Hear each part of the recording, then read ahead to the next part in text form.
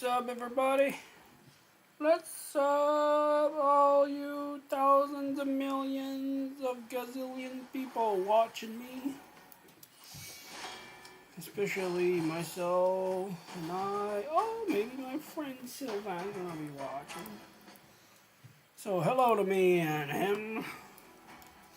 Maybe a couple CC watching from time to time to come take a peek. See how bad we're failing. So now we got the news about the fusion. I was planning to, since start, I was planning to do the fusion. To a certain extent. I mean, by the look of it, is she's medium. She's a pretty good support.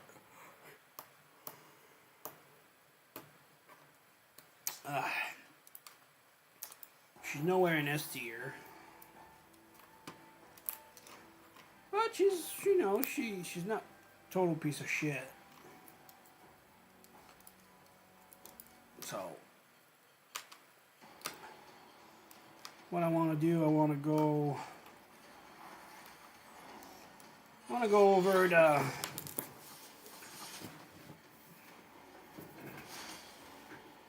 buff she has, and the buff I have for my other.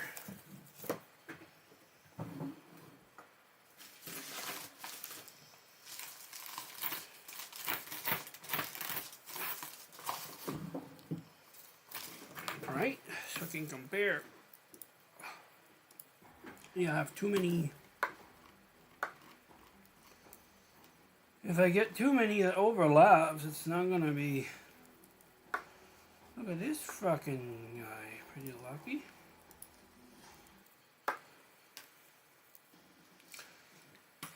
So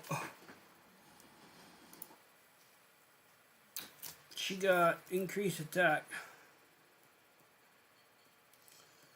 Increase attack 50%. That's a big one. And then she has weaken 25% and block buff.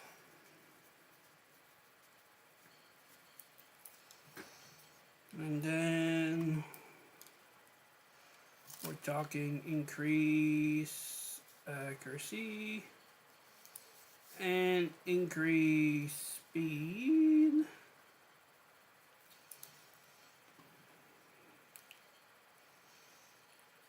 So that's like five positive things, and plus she has some turn meter stuff. Kind of tired.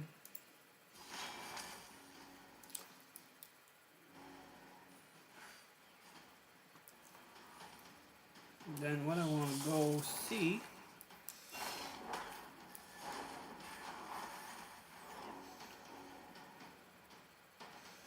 is my Tagar. What does my Tagar brings? So it is Esmeralda. New fusion. Esmeralda.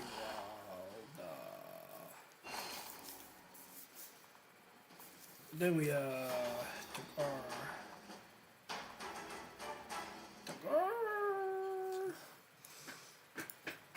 Guys, that's the one I've been investing in. Tagar a lot.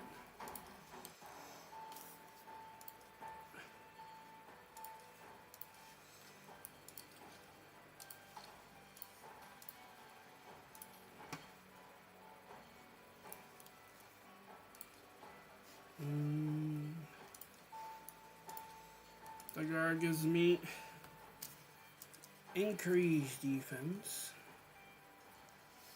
And theirs is pretty good. Then we have increase speed. I should have marked turn meter. This is on a 3 turn now. 3 turn.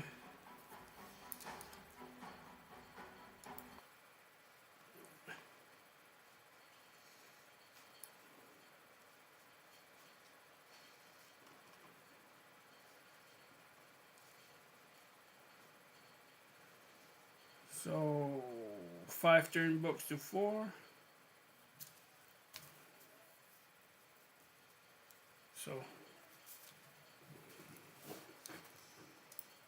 it's alright.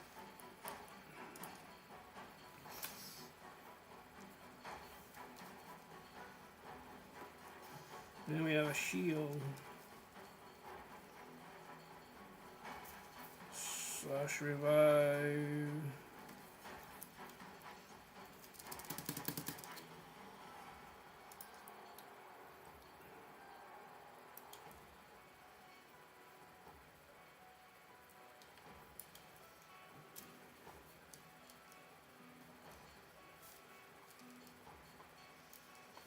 So technically, other than the increased speed, that's the only thing that overlaps.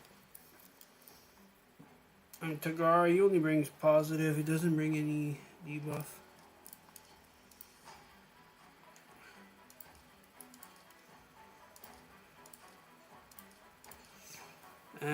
Increased speed on Tagar's 3 turn, and the other one's 4 turn.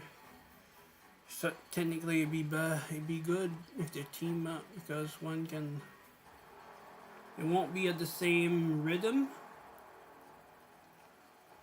So one's one, you know, there won't be, since it's 2 turns and 2 turns, though, like I could almost always have increased speed on, depending on their speed.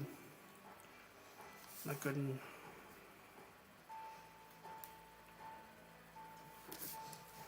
Then I'm planning on having Alice in the team, which brings nothing but damage pretty much. Then my frog, so we got Alice, damage, should bring nothing. What about the frog? With the frog, decrease attack, provoke, ally, some shields and reflect, poison. And then the frog. Decrease attack is important, right? My friend tells me all the time, decrease attack, decrease attack.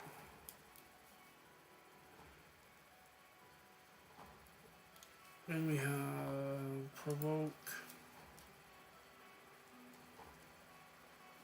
Then we have some shield and heal.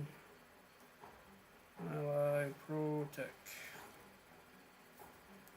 Some shield. Reflect damage. And then we have like a poison.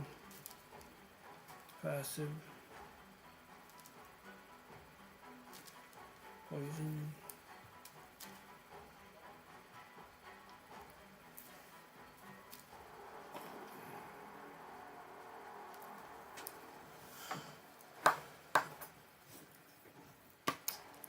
And that leaves me with one more.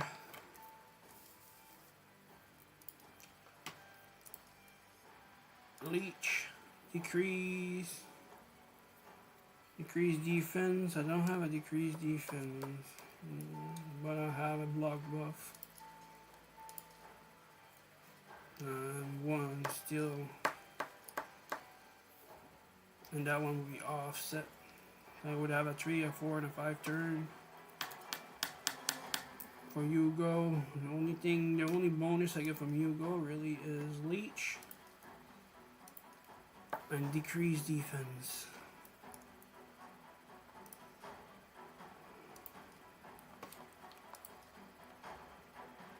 This guy's got decreased defense on is A1.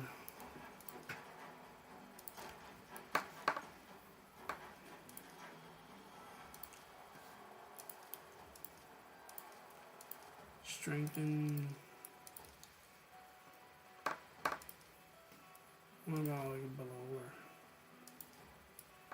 Decrease speed be cool. No. Decrease attack. Decrease defense. all the smaller version.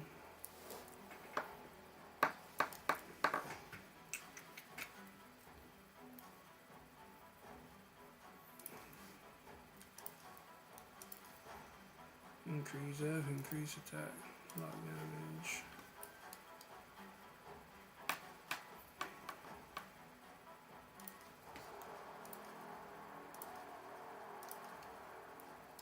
No debuff.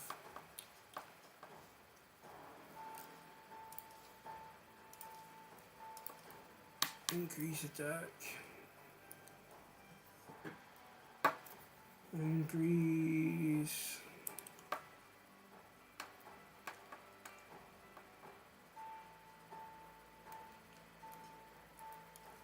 Could work because I have a lot of buffs, right? I have increased attack, increased accuracy, increased speed, increased defense. I have shields. I have an ally protection, reflect damage. Like I got 7 buff. Valerie could make sense. Right? I'm not a pro, so I don't know. I'm not a pro, so I don't know. I don't know. I'm not a pro. Would that make sense? Would that make sense to go with a Valerie to increase?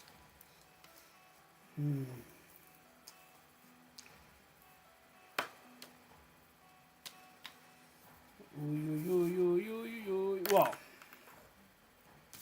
all that to say,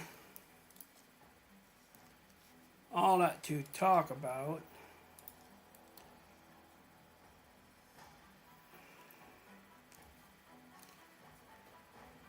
Why not load or what? All that to say and think, are we going to commit to this fusion?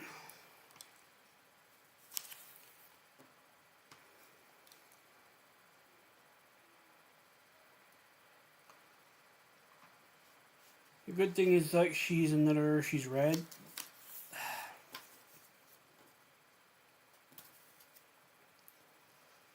One of the problem, I don't have books, so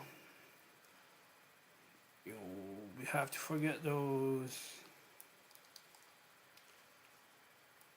See, that's where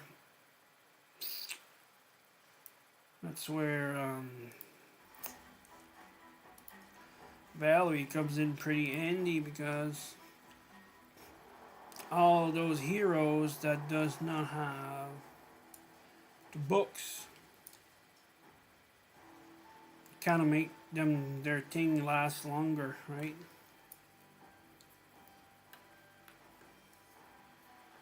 As long as she plays last.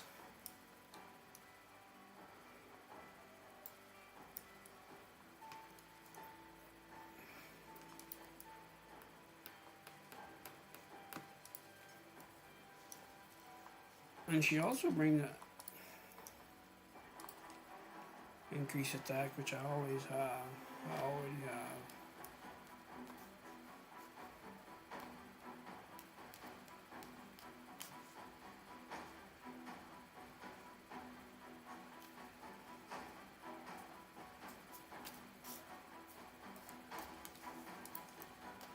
She bring a shield.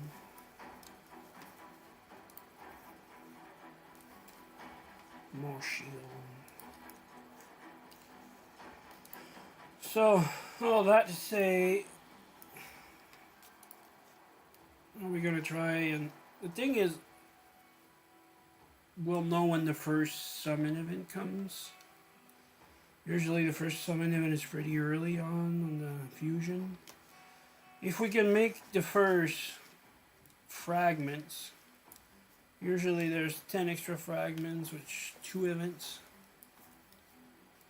Like, I don't have enough shard to do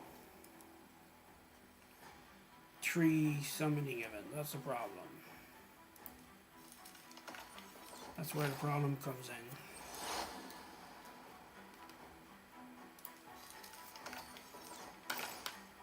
I'll have maybe enough to do one. That's it.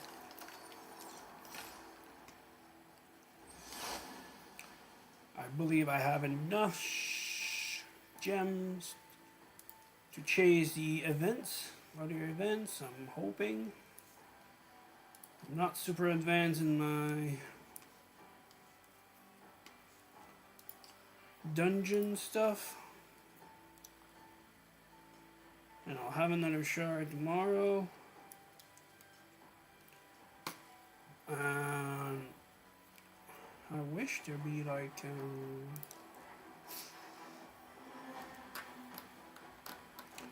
I don't think this will come land on anything.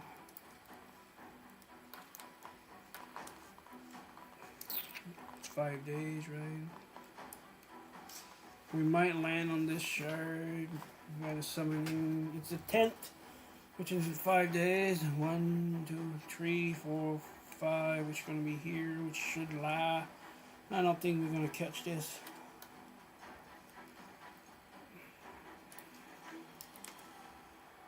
Where else can we get shard? And the nightmare's not finished. I got this one shard there. Wow, wow, wow, wow, wow. Is it void yet? Nope.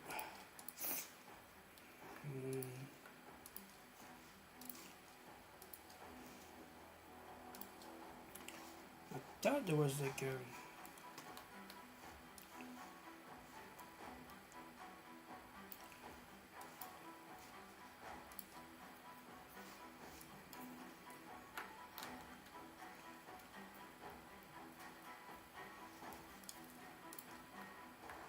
Yeah, right here. I got one more right here, that piece of cake. I don't know why it's not done. I thought it was there.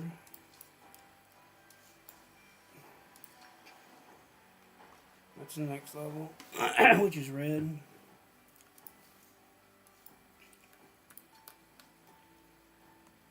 Da dee da dee da da.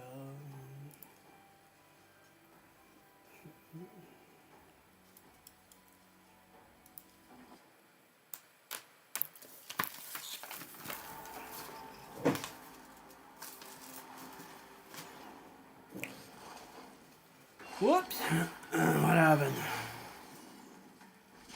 Potion my CH isn't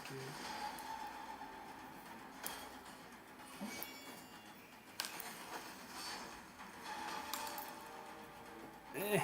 For sure.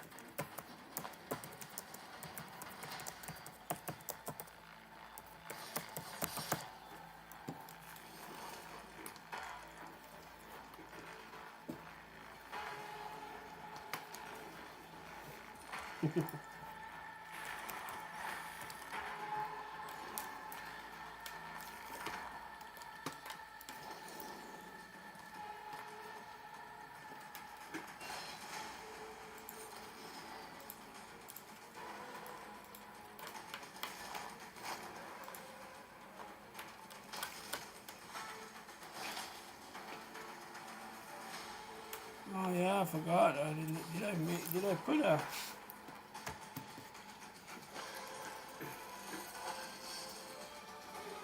I don't think I put a HP burner on this thing.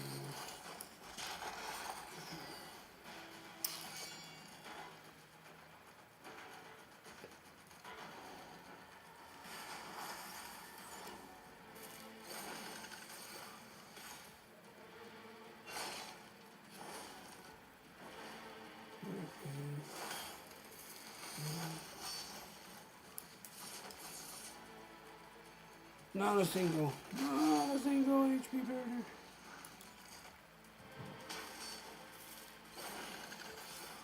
Didn't even beat that boss.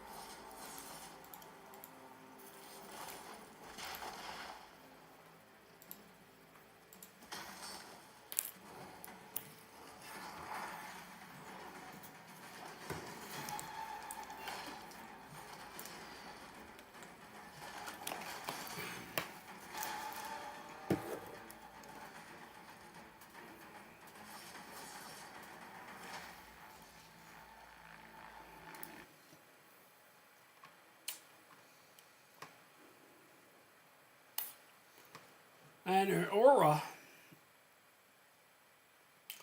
See, if she was an S tier, this aura there, 30%. 30%, she goes. She's not meant to be at the top.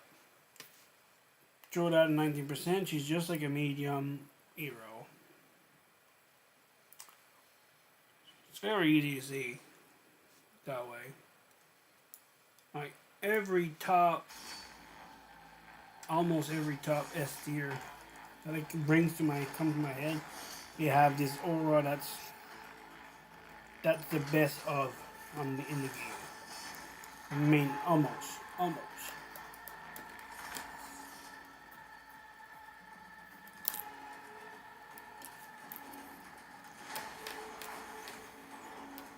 Like she could have gotten 24.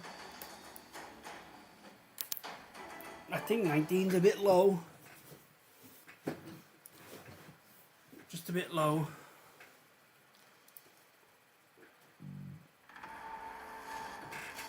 She didn't have to be 30%, but she could have been 20, 24.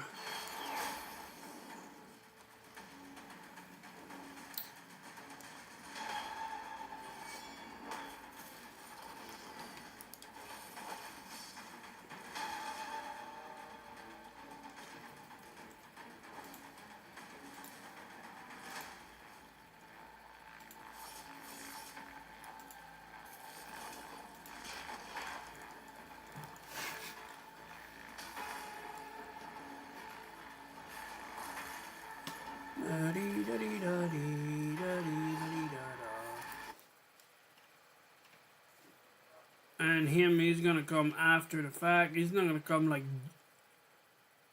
if he was like on, I don't know, time X10 or something like that on the first fusion, on the first pull, it'd be great.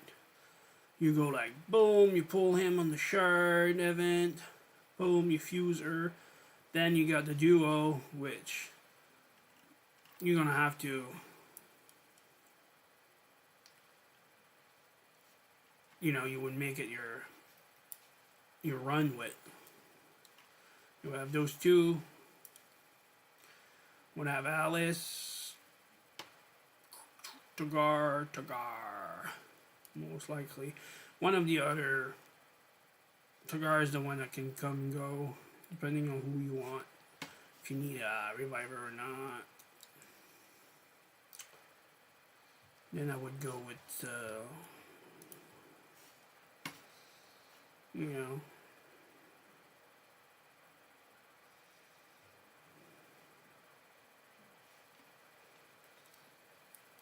Like, she's not crazy good, but...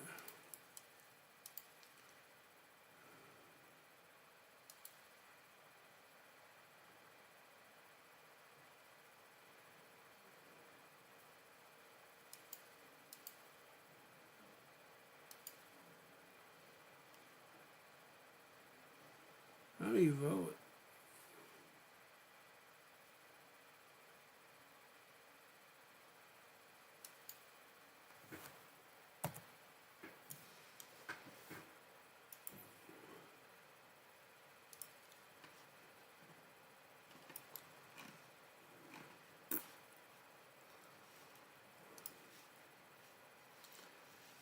Alright, alright, alright. Take a peek at the garbage. Nothing. It's garbage day. Let's go around and look in people's bins. This could be good. 1.2 mil. HP, accuracy, crit rate.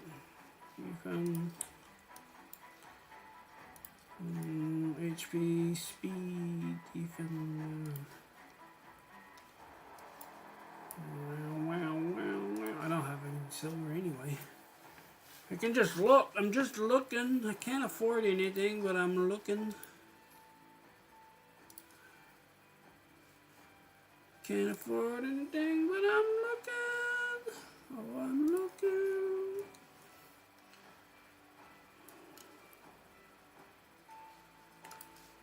And I'm looking, and I'm looking.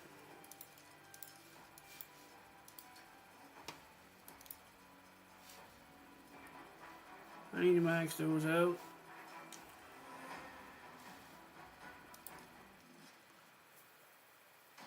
I just gotta keep grinding the... Which remind me, I gotta keep grinding on this one too. The same shit, different day. Same shit, different day.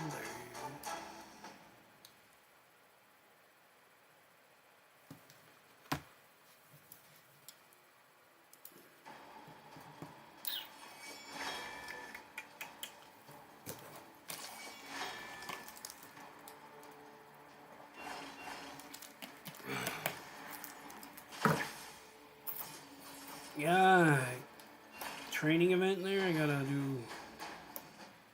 get like 12,000 points. I'm only get like a 9,000. I have bros. I have silver. I don't have heroes. They're all already 3 or 4 or 5 brews into it. Everybody.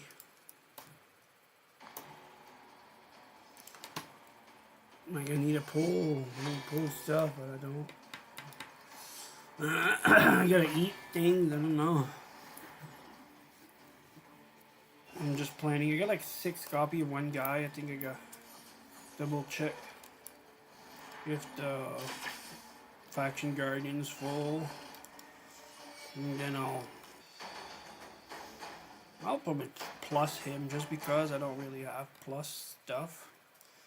I think it's kind of cool to have plus stuff. Or it would be like 6 chicken.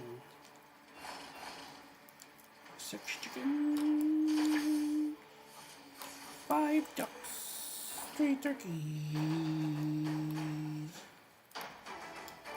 Duck, duck, duck, duck, duck, duck. Duck, duck, duck, duck, duck, duck. Duck, duck, duck, duck. Oh, whoa, whoa, whoa. Anybody here? Is there anybody here? Anybody here? Everybody scream out. Oh, whoa, whoa, whoa. Everybody scream.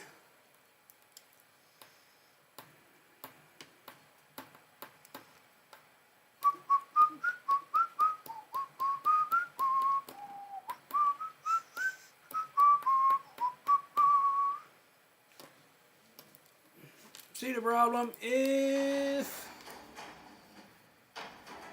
there we go. If I go for her, gives me about 2 months, give me about 6 weeks, 7 weeks of gameplay with her. And then I'll pull my stuff. I'm assuming I'm at least gonna get 1 epic that I can use to add to my team. Roosters. Like 1. Maybe I'll get a rare, maybe I get a apothecary. Something like that I can So I'm looking at a 2 or 3, and then that's it. Like, I'm not looking like halfway there. Let's say at week 6, which is in 2 weeks, which will be at the end of this. I'm not going to be looking into getting too much new heroes because I won't have time to build them. Like, there's no way I'll have books for them anyway. Like, if I pull something, they'll have to, like, manage without books. And mastery is going to be pretty hard, too. Know what I mean, jelly bean? Do you know what I mean, jelly beans? Oh. You know what I know? Do you know what I know? Do you know? Do you see what I see? Right? Tuck, tuck, tuck, tuck, tuck, ticka, ticka, ticka, tick, tuck, tuck, tuck, tuck, tuck, tuck, tuck, tuck, tuck, boom, bow, like I got 6 weeks. I got 8 weeks left.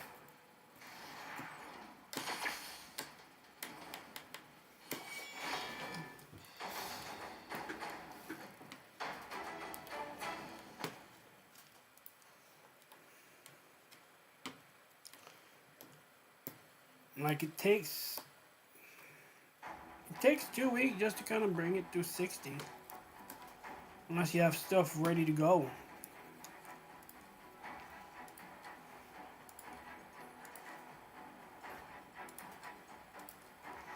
Everybody scream. Gunlet to 8.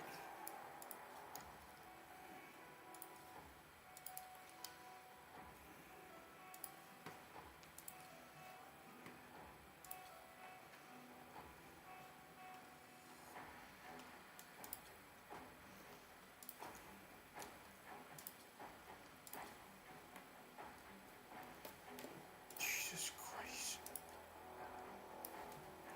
Nothing.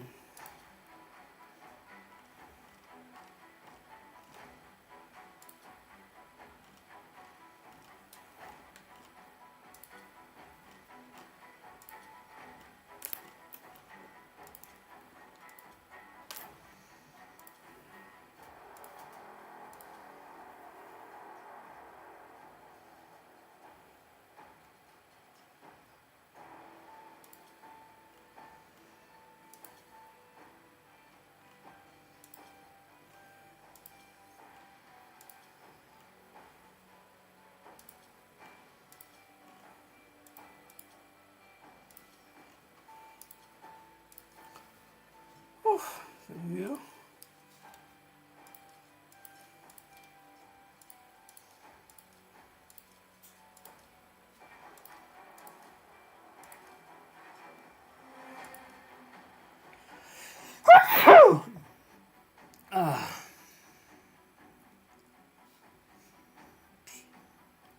It's just a 3-star grade. Like, don't even. They don't. Oh, disgusting.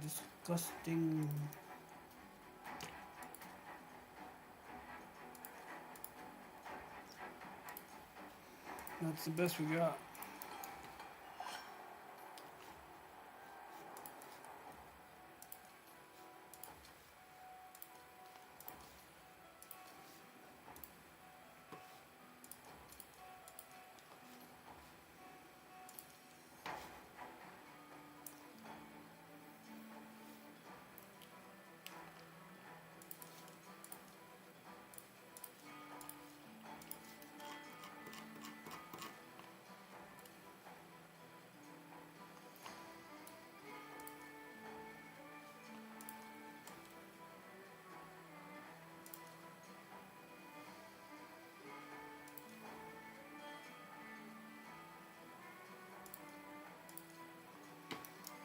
This is gross.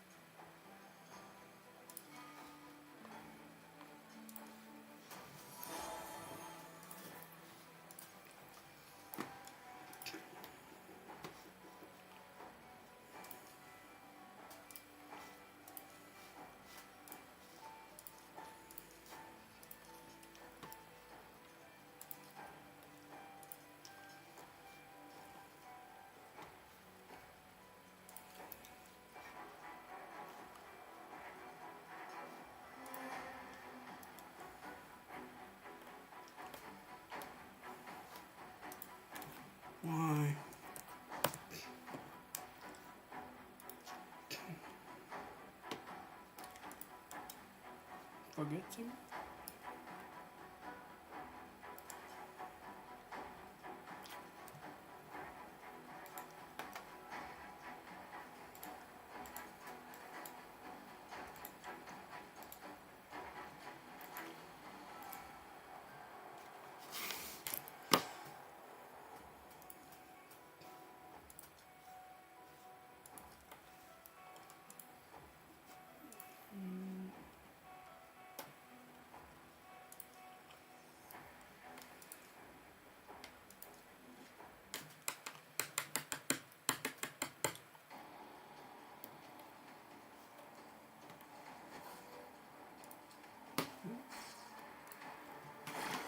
Oh.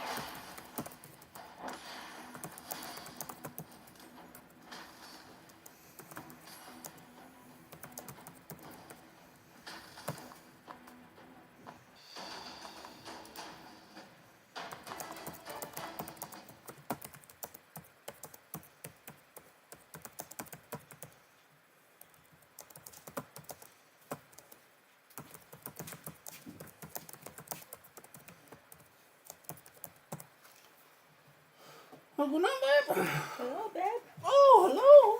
That'll be $5 to sit here. Hey. That'll be $5.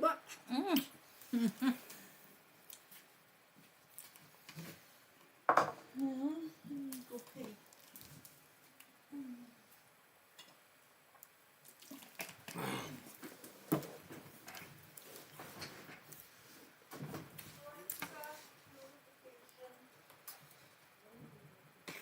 Dragon Lair. Clan boss in a minute, 2 minutes.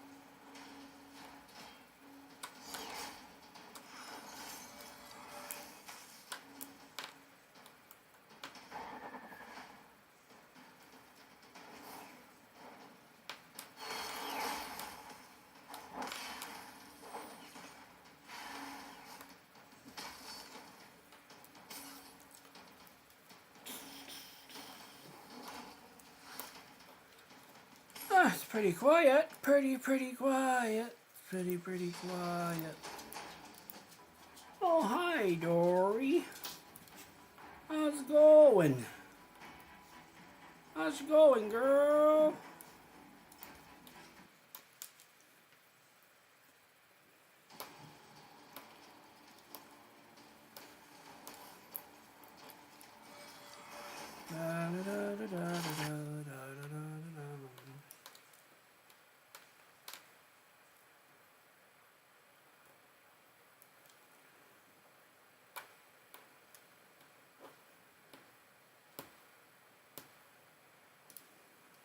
One. In general, it's a huge mistake. I suppose it's a multitude of mistakes, right?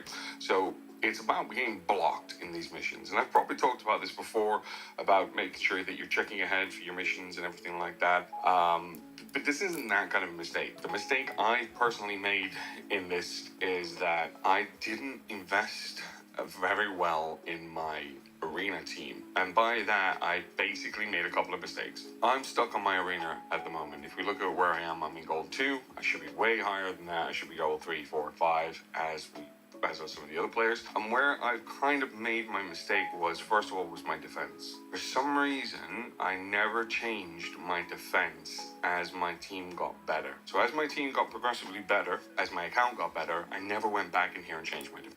Oh, wow. I don't even have a defense, I think. Is that a mistake?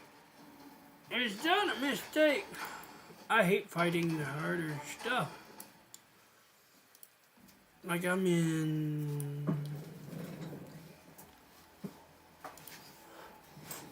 Oh, something smells like shit.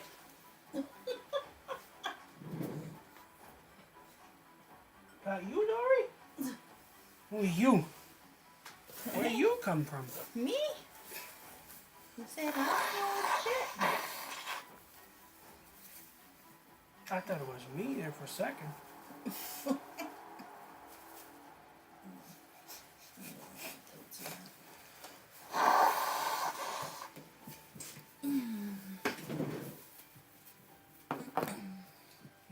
in shit. I wasn't outside. How can they step in shit? Oh. Did you get all my quests done? Oh, yeah. Oh, yeah. Should I check? Yeah, I want to check. No, there is a red dot. Defense. Look at me, defense. Is it time for me to keep my defense up? Probably because I need some gold stuff, right? Fine, I'll put a defense up. Which I go, where do you go? There we go. Mistake averted. Thanks to Lumi. Alright. And I couldn't understand why I kept getting push back. The idea is you want to get some wins from your defense. So that was a big mistake I made there. The other thing is I didn't invest in a speed lead. Now, you can pick up a speed lead pretty easily on the campaign. Over at the Durham Forest, you can get your hands on Spirit Host. Now, you need Spirit Host anyway for one of the missions. Picking up yourself a second copy really does help, especially if you're like, for example, you're starting with... Speed lead? Am I supposed to put a speed lead there? In my defense?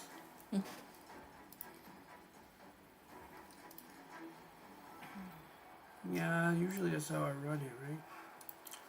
Sorry. Mistake number 2. Fail anyway.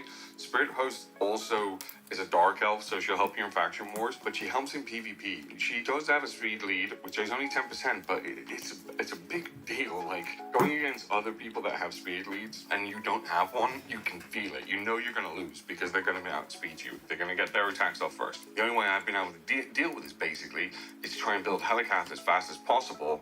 So he goes first, puts on the block damage, and then I get to like try and win on the second attack. But that doesn't work against Wukongs because they'll just strip off the and steal the unkillable, the block damage buff. So it doesn't always work, unfortunately. And she's free basically if you farm the campaign. She also has an increased attack buff of 50%. So if you make her really speedy. So she's going to go first, increase attack on your team, and then you'll want someone to drop defense, and then you'll want your nuker to go. And now that comes into another problem I currently have.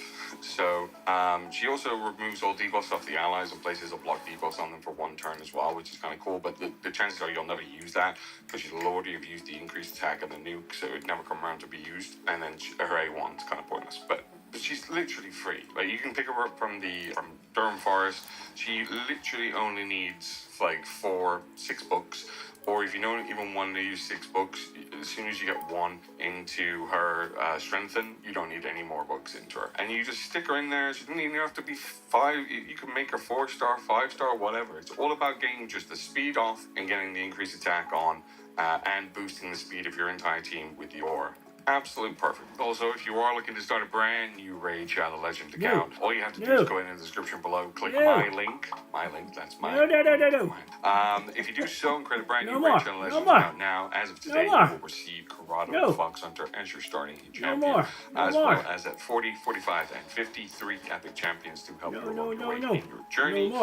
It is the best promo link out there, period. You ain't gonna find a better one. So you may as well start a brand new account now by clicking that link, join me in the adventure, and see how far you can get. The other one being 30 days within the game, which is why I haven't built Spirit Host, is I don't want to invest in a Spirit Host because I'm too far into the month. So I'm going to be picking up High Katoon in 3 days, my next hard focus, because she brings me the speed lead in all battles by 19%. She also gives me the turn meter fill on all my allies, as well as a 30% increased speed buff on all allies for 2 turns. So these 2 abilities together are going to make my team run faster and fill their turn meters to make them go faster. We're going to get more turns and more things off before the enemy. So my hard focus now is going to be on High Katoon. So as soon as I get my High Katoon, she's going to be my next 6-star. I'm going to get masteries on her. I'm going to get a bunch of speed and accuracy on her and max her out, because she's going to be going in pretty much every team. So at the moment, most of my teams that I run have got, so let's just go for a dungeon team, for example. We'll go Dragon, for example. So we're doing Dragon 20 in 3 minutes, and this team's pretty good for Dragon 20, right? But like, I would probably rather have, I'd probably run something more like this. I know it's good. So I'll probably run. So imagine that's Haikatoon, right? Haikatoon there. We'll definitely run Alice because she has the highest thing and she helps deal with the waves. I probably would run Ornn because the poisons make more sense to me than the Geomancer. And then we got some cool defense basically with the shields and what's going to keep us alive. And I suppose then really we could either use the revive, but I think going faster and having that turn meter increase is we're probably going to stay alive most likely from Helicath. So if we're not, then we would take out her and we'd put in Geomancer. If we didn't, then we'd put in Godseeker and Eerie. But that's basically where she's going to fit in every one of my teams. And she's not just going to help me there. I need the speed lead. I need the turn meter increase. She's going to help me you already have enough. You have enough. Turn meter down. You have she's enough. going to help me on Clan Boss most likely at the moment. I don't have know. enough. Clan Boss is very specific That'll on what be we're so running, so we'll have to check greedy. that. And she's definitely going to help me in Chimera. She's going to 100% help me out in Hydra. Like, so it's such a massive thing not having the speed lead on the account. And we have some good champions, like, don't get me wrong, but we don't have that. Now, the other problem is everyone's speed is just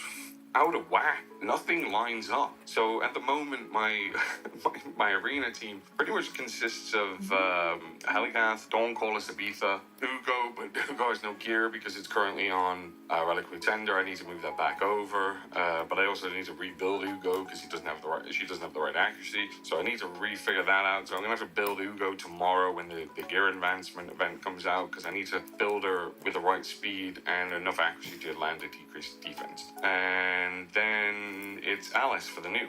But if you look, Alice is currently running at 185 speed, and Helicath's running at 182 speed. So Helicath needs to be the fastest, because I need Helicath to basically put on the block damage just in case I have to go second, but that's not happening. So I need Helicath to be faster. So I need to rebuild potentially Helicath as well. And then of course, Dawncaller Sabitha is 183. I gotta beat this So 7 she times. goes So I put her on after super my right. Alice, which means my Alice doesn't get the attack buff, and then of Gotta beat course that we don't 7 get the times? defense down That's because what we it don't. says on there. So the idea really, it should be, in my opinion, 3 times the boss. I mean, Helicath might not even need to be in the team if you're going.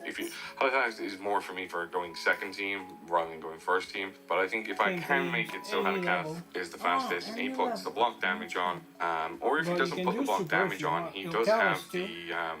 the shield buff that I could use But as do well. I keep it on normal or put it So on brutal? we're probably going to be Brutal, looking close at fix, yeah. rebuilding Ugo Do to 3 be runs and then, the fastest. and Sorry, a second half. fastest, so we can get the drop defense down. That's what sucks, Second right? fastest needs to be Dawncaller Sabitha to get the attack up and the guess so. increased defense. Okay. And then That'd be we good enough. want You can go 4 Alice runs. to drop her attack. And that's basically the team. Really, that's how we need to do it. So I need to That team. refigure all of their speeds or anything, because if you don't, it just Nails doesn't will be work done. right. This You're one's trying a to little nuke rough. someone with no decreased defense, no increased accuracy. You're just basically don't hitting feel like a like wimp freaking noodle with them because tomatoes. you've not figured out everything and put everything in place. And that Tomorrow's is the a biggest whole issue new that I've day, seen right? to have Chop, got chop. myself into. Arena has not been my choice of a thought right now. Everyone else is hard pushing these missions, and I don't blame them. Arbiter is busted, right? You know, Arbiter, she attacks one enemy, has the chance of decreasing the duration of all the enemy buffs. She places the increased attack buff, and then fills all the turn meter allies by 30% and heals them by 25% of their max HP. So you have a heal, an increased attack, and a turn meter boost, all in a one ability on a 3-turn cooldown. And then you also have her res as well. The res is awesome, which also grants an extra turn as well if you're successful. And she doesn't require much books. We're talking 6, 7, 8, 9 books. Pretty awesome. One of the highest speeds in the game. She's awesome. She's brilliant. Like, and everyone's trying to push her because she will help you push the account quite quickly. But I'm going to be stuck here a lot longer than everyone else because everyone else is, you know, those top guys you're are not. pulling I'm 4 not medals even every time. there. And I'm pulling 2. So every win I'm winning, I'm getting 2 less medals than them. I just have enough medals, near enough, to upgrade mine to 5. And there's guys who have already upgraded theirs to 7, who are already pushing number 8. And I'm so far behind. Like, I'm probably 3 weeks behind. It's going to take me probably a good 2 weeks to potentially get to goal 5, and I can't really do that until I have my Hikazin built. Oh, stop it. Stop it. You should see how far we are behind this clan. Oh, shit. Oh shit. Oh, shit, the make it up. No, Oh, I shit, hope the not. make it up. Suppose be, suppose be, suppose. Alright. Yeah, it's so far behind, so far behind. Competition be over, I'll probably want. I'm not gonna make it to Arbiter. It took me over a year, like a year, to get Arbiter on my main.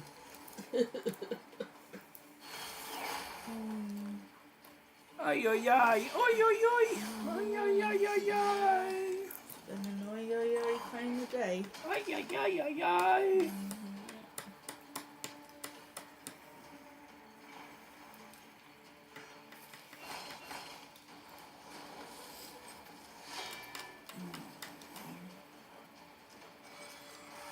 Well, okay. I got brutal done, so now I gotta do hard. I think so.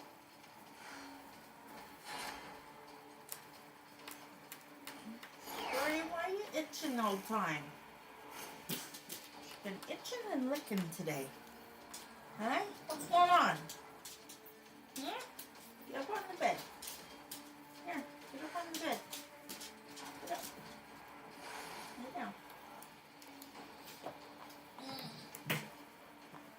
Let me look at your belly. There she's going. Look in there.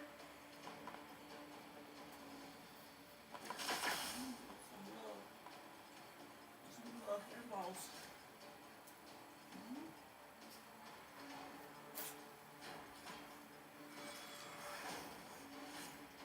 It looks like you got played. Huh? I see a bunch of dots on her. Bunch of dots where? That's a sore.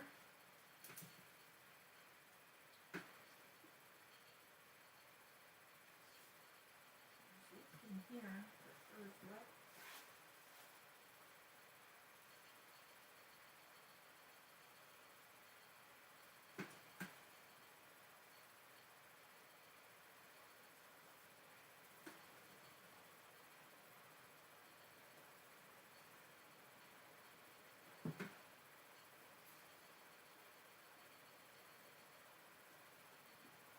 You know you're a flea magnet.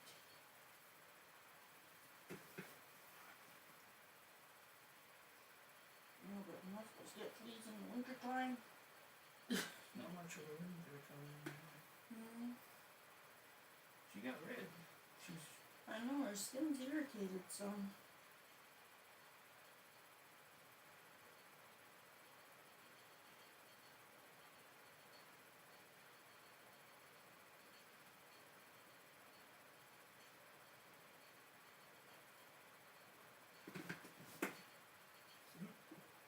See what? she got some sort of bug.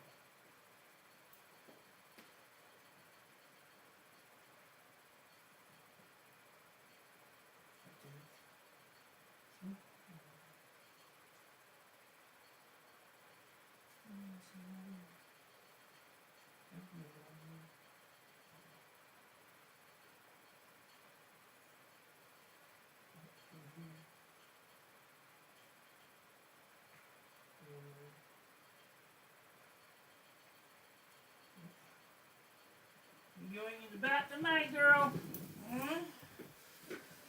Hopefully that will help getting rid of it, because probably have to spray that blanket. Well, I'll go give her a bath and you can spray the blanket. We'll have to put The- some drops on them. Like, oh, we're gonna have to fight those fucking bugs year round. I don't know. The spray stuff's right here. This one. not as toxic as that other one. Just what I want to do, get the dog back tonight. Huh?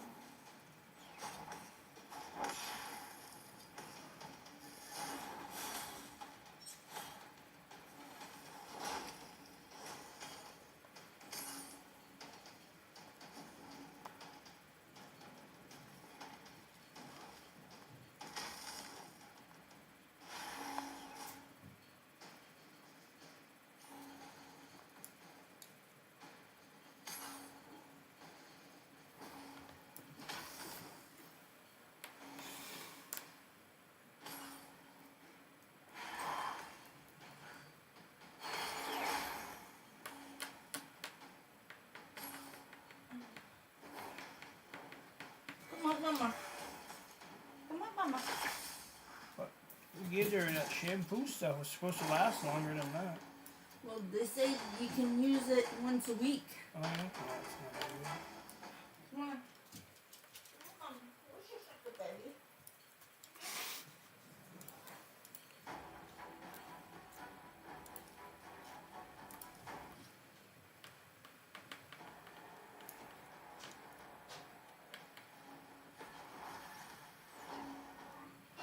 Oh, look like I'm gonna have to go wash the dog. You have to see my bug. Like, you know, there was a bug on me today. Like, bug temperature outside. I don't know. This dog is so like she just attracts bugs. Insane.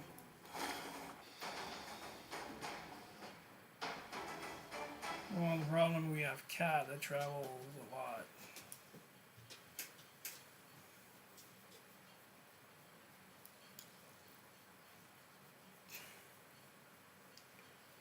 We have a cat that runs the road. That's one of the problems, probably. Tu l'as fait laver toi aussi? Are you gonna wash you? Tu allais prendre une douche, toi? Oui, tu vas prendre un bain?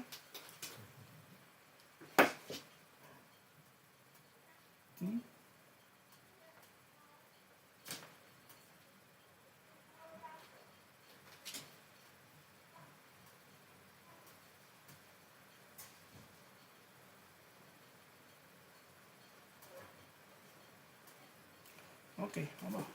Assis-toi. Assis, assis-toi. Assis-toi. T'assis-tu?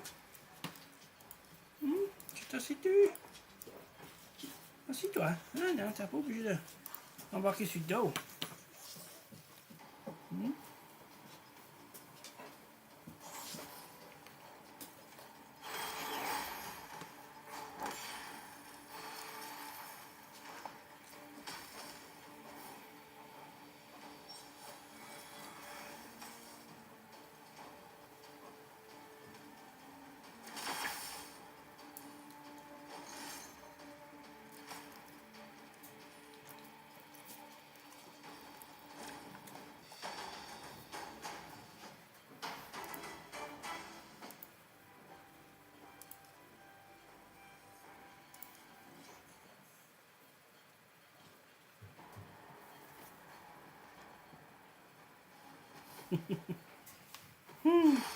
Oh, tu veux pas y aller dans le bain, toi, Anne? Don't want to go in the bath?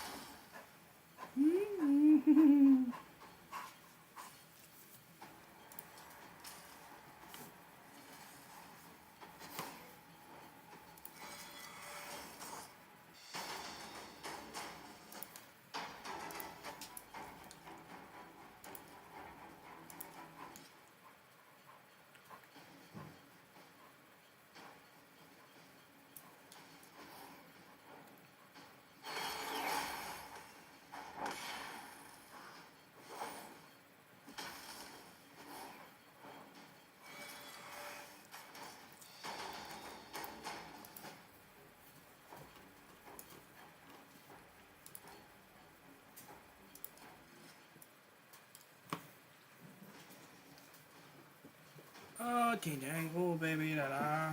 Hmm. Oh, wait.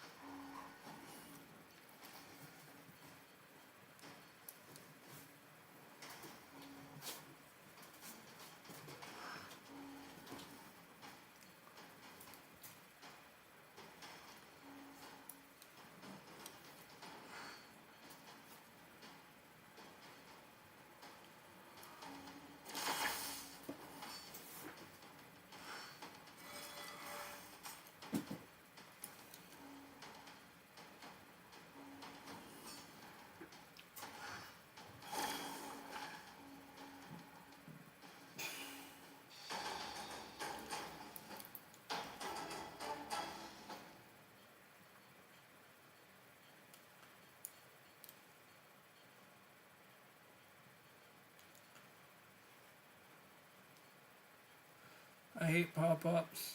I'm clicking. I go edit team. I click to remove my team. A pop-up shows up. And then bring me off my stuff. I don't like it all.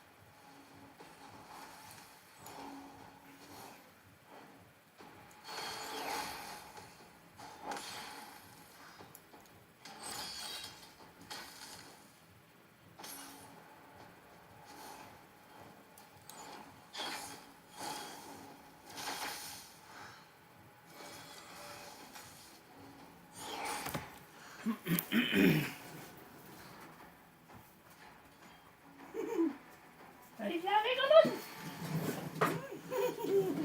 At yung pasal, labi tayo. Yung pasal, labi yan.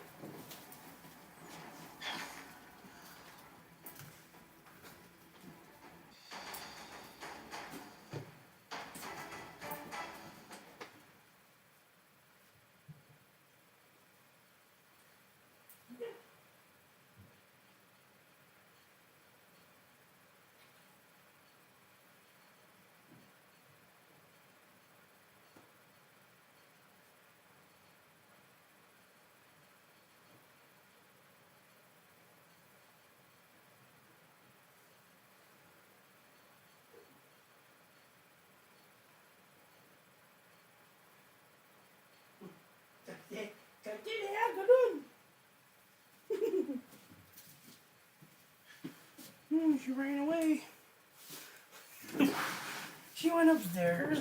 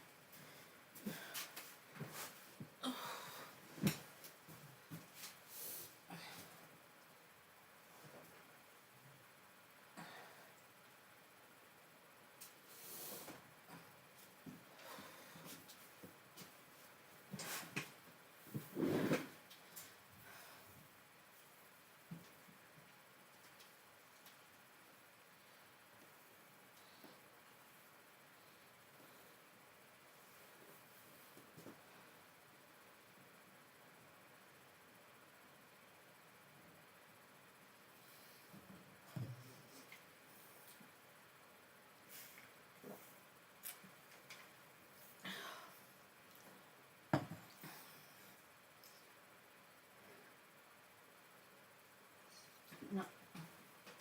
Pas maintenant, après. Mhm.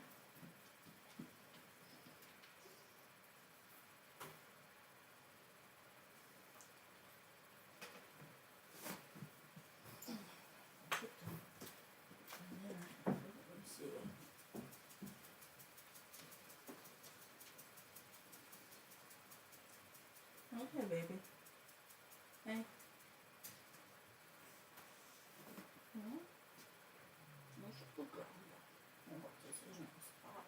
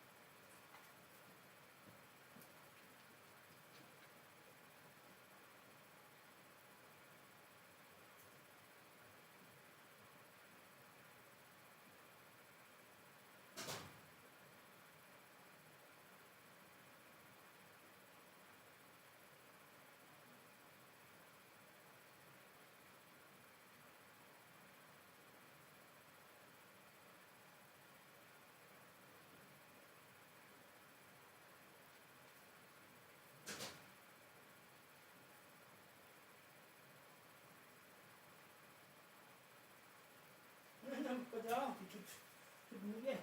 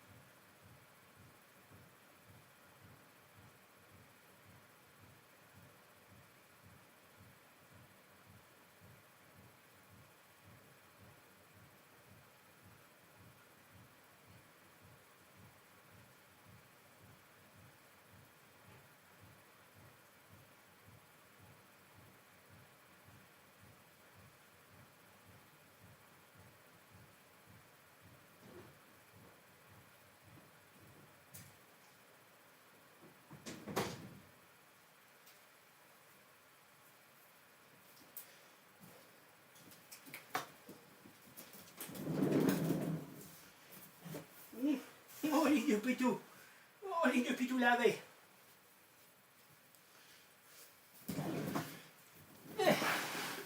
It's quite an adventure. Watch the dog. You get out of there, you're more wet than them. Phew.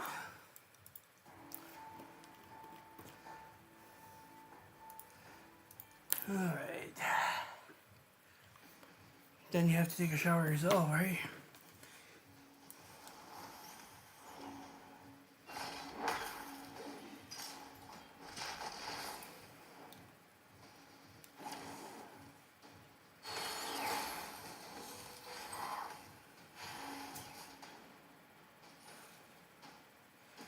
Yeah, Dory's terribly sensitive to bugs. All kinds of little bugs, she just gets them. I don't know if she because she's sensitive or that the cat. We got one cat that runs away and comes back. He'll go away for 3-4 days and comes back. Stay home 3-4 days. The other cat doesn't like him. His brother doesn't like him. He's the boss. The boss of the house don't want it in their house, right? That's the problem.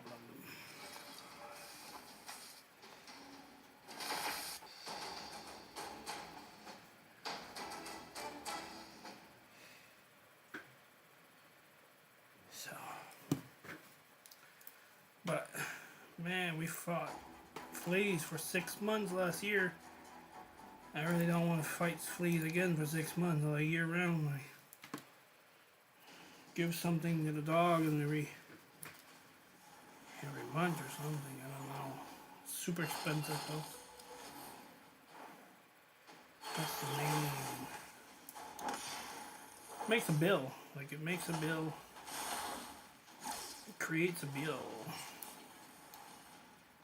Like $150.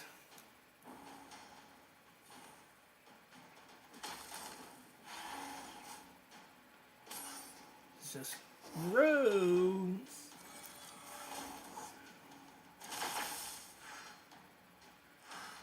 And I feel itchy. Like there's a bug running around. I mean, that chicken's been here for 3 weeks. Almost a month. We didn't get anything.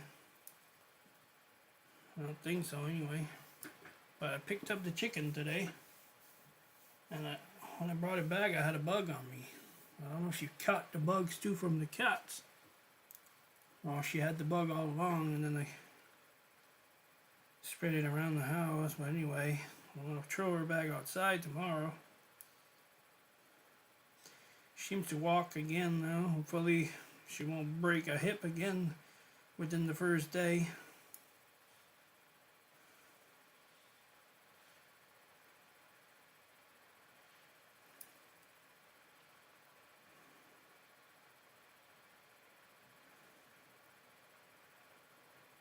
I don't have much food left here. I got 2 food in here.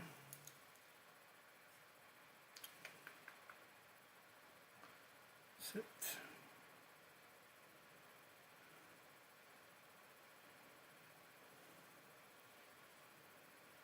Wonder who I should 6-star next. I mean, there's just so many.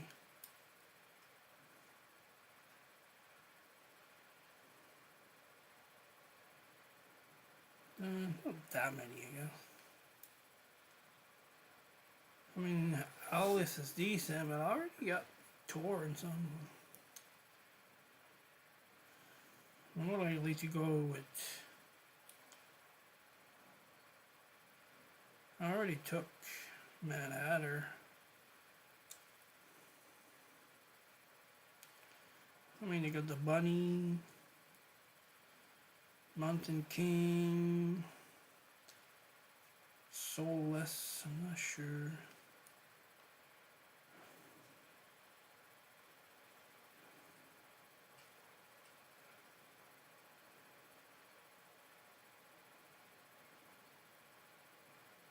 Constantine just got a buff. Got work doing.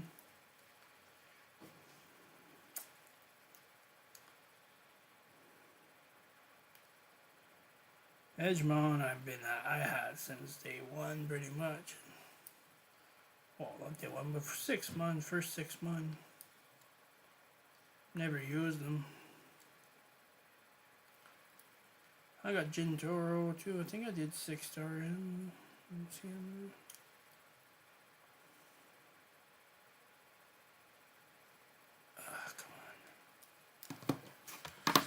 Come on. Ay, ay, ay, ay, ay, ay, ay, ay, ay, ay.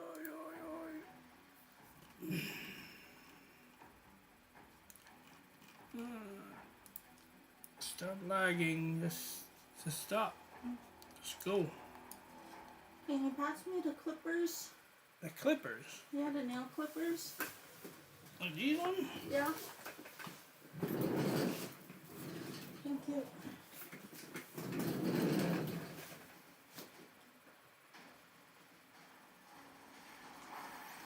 So funny. I gotta make a video one day. My dog lay out there. She went in there. She got in the tub. And she got out of the tub. She's kind of skittish. And she gets nervous and she pees. She got out and she went and and she peed on the floor. And she got nervous. She didn't know what to do. She jumped into the sink. Hand washing. It just... Have you seen this size of her? She's bigger than the sink pretty much. Throw the soap to hell. It's everything that's on there. Being benign. And then she pretty much like fall off. Gotta go grab her. And then she went back in the tub. And I turned on the water and she peed.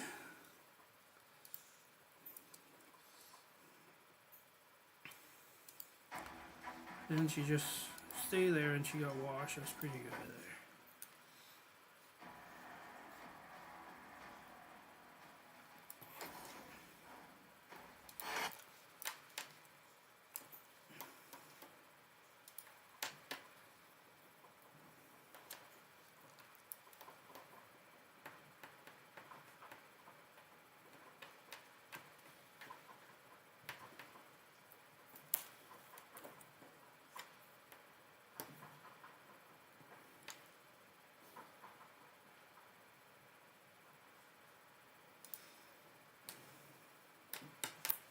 Oh yeah, this is continuation from the last year, so this is my main account.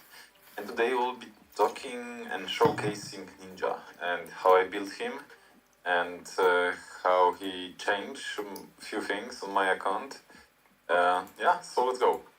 So first thing first, so my Ninja is with 6-star soul because I was lucky to win some tournament. I'm sure it was champion training or champion chase, something like that. But sorry, buddy. It's too hard to hear. Understand? I'm lagging like crazy. I can just imagine my stuff. How bad my stuff is. Internet just so bad. I hope the stuff is half decent once it's converted to video.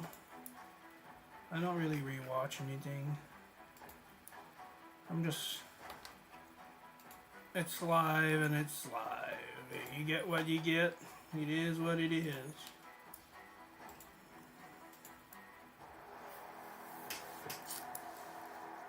I kind of want to get a dash cam so when I go out I can film stuff. Oh shit, should have clicked that.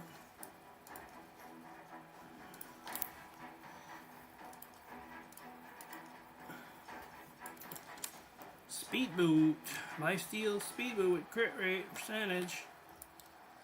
It's pretty good.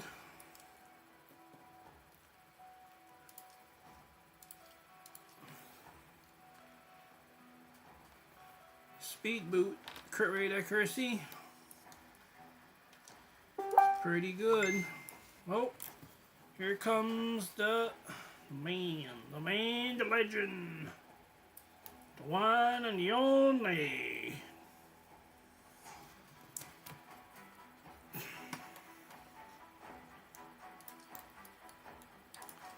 Should I,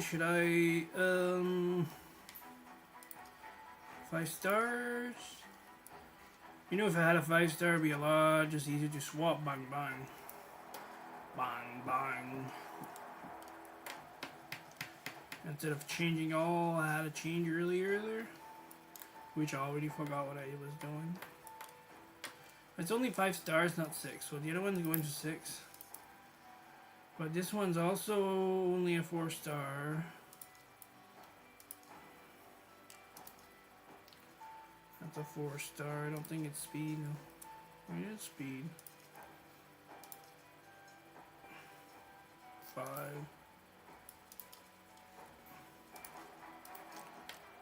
I just need my silver for tomorrow. Well, I gotta move stuff around tomorrow. I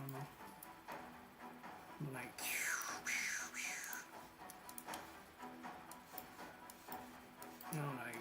way over my head.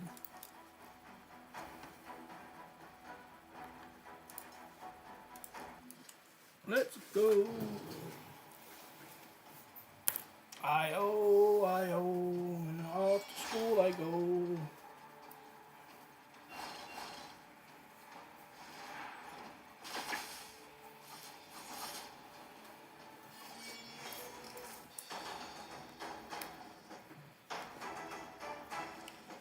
Da da da da da da.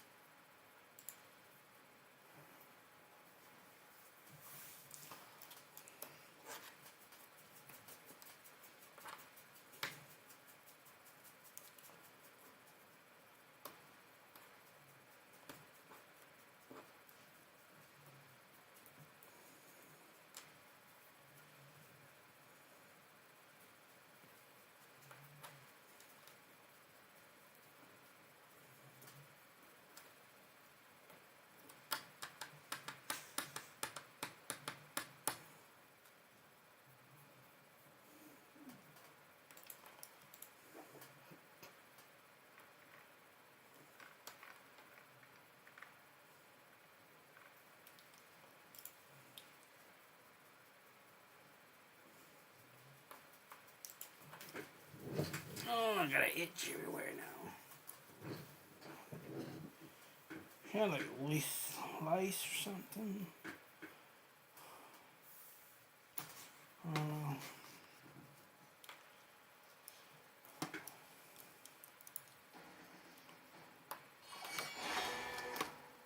Well, this is dating pretty good. I mean, if she gets like she doesn't, does she needs the heal? She get hit ones there. Like she doesn't need the heal anymore to farm.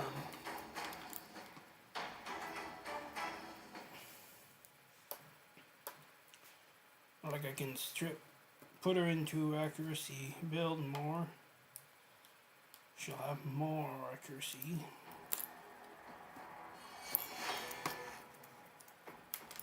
Much more.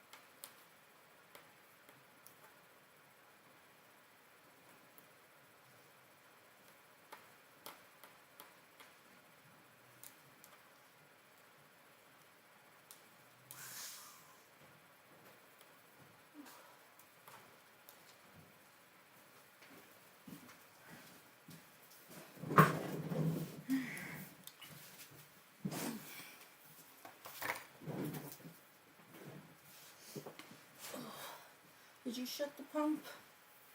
No. Eh? No. No. You? No.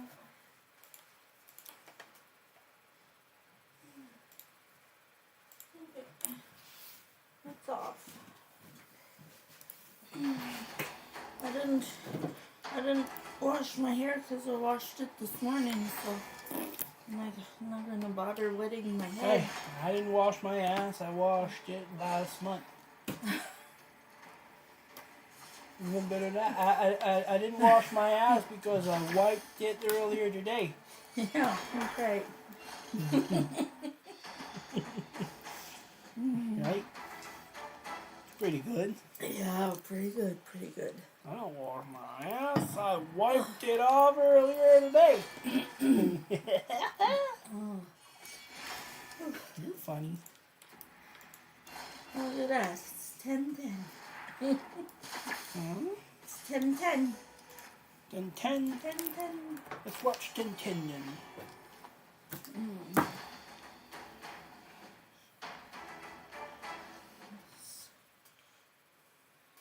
Yeah, no, I got like the itch everywhere. Mm. It's in my head. Yeah. So get out of there.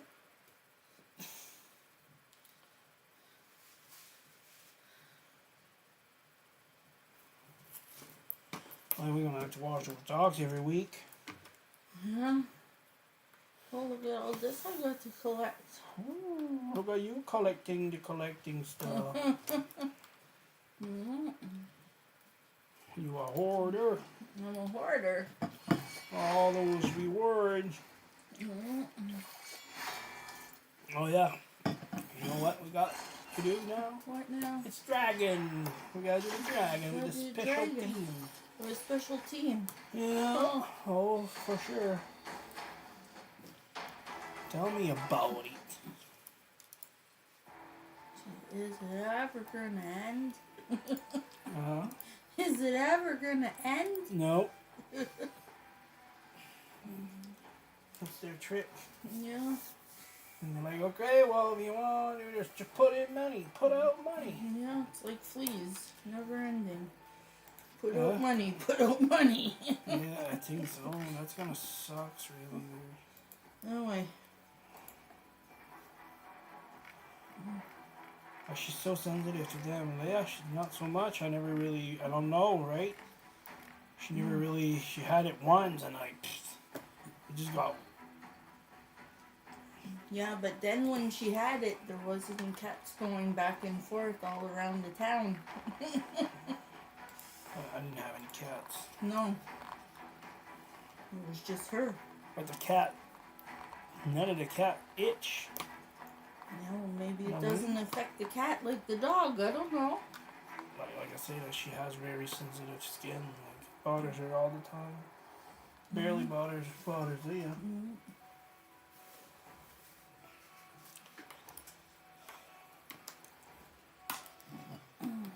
Oh, I'm getting close to this. I'm at the.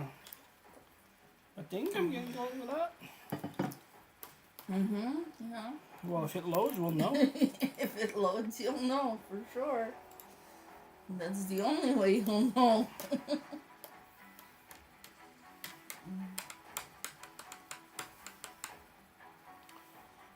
still got a bit to go. Mm-hmm. And I'm first. I don't want to be first. Why don't you want to be first? Because first, the soul for the cat, I don't need it. Oh. Second gets another legendary book, which is extremely hard to get. Okay. Like here, there should be a legendary book also. Mm-hmm. Also. Like, hello. I'm getting, yeah, no. But to get to that top one, you gotta get more points. I got another, like, 1,700 to go. Mm-hmm. We got day and a half. Mm-hmm. It's basically all I'm doing, but you see there's a dragon now. We gotta do with the special team. I gotta do. I think I started it on my main account now.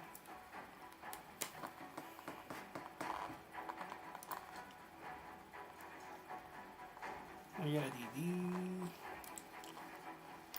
Not really. This.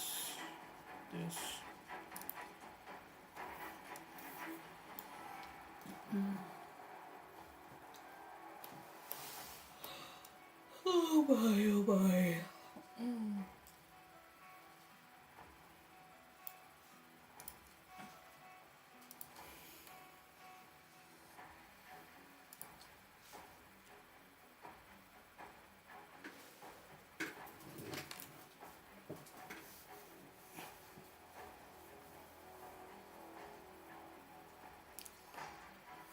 Oh, I got like bugs everywhere now. You don't have bugs on you. You just took a shower.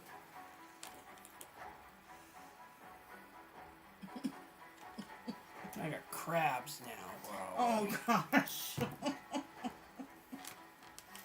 Mm.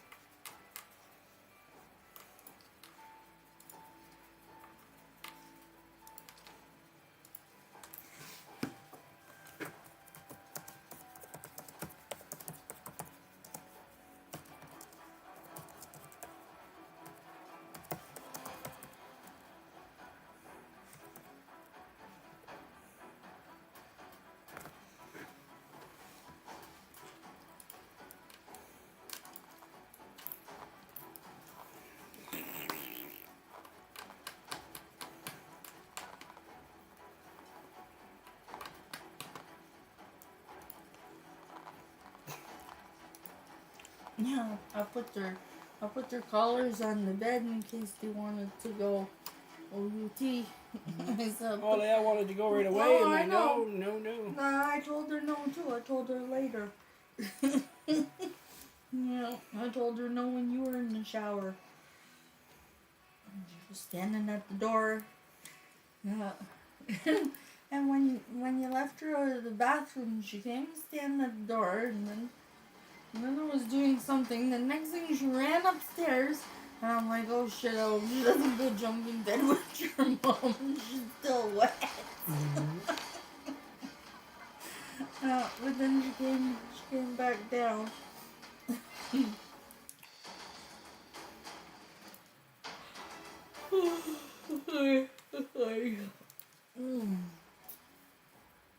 Oh.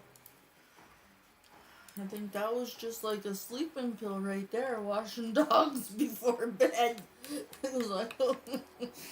Yeah. Yeah.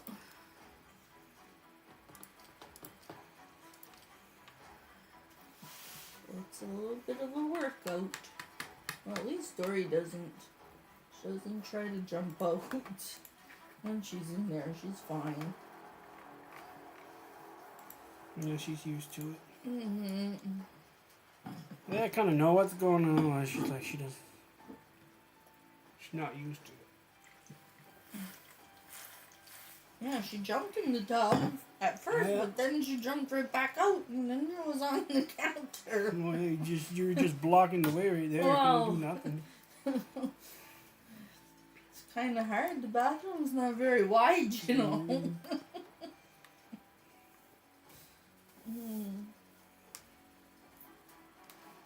And usually I try to dry the dog off pretty much before I leave them run around the house.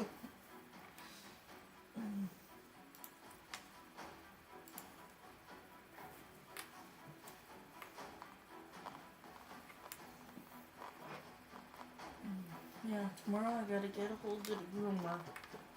Get her nails done because she needs her nails done. I'm gonna ask her what to get for fleas. Because I'll tell her I want to be prepared if it happens again. Or I want to prevent it. It's more like a prevention thing. If we need to give her them pills every month. Yeah, Or wash them every week. How much is that shampoo anyway? How much is it? A bottle? $15. But there might be some different stuff on Amazon. It's not too bad, I guess. No, but she has sensitive skin, so how hard's that on her skin? I don't know. The other stuff is much harder, I think. Well, It's poison. well, yeah, the other Completely stuff's poison. complete poison for sure.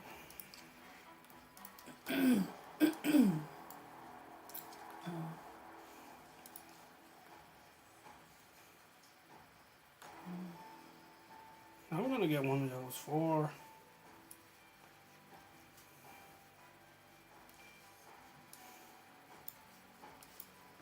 Somebody should buy that arbiter. Excuse me. Oh, the live arena again tonight. Lucky you. Lucky you. It'll be me alright.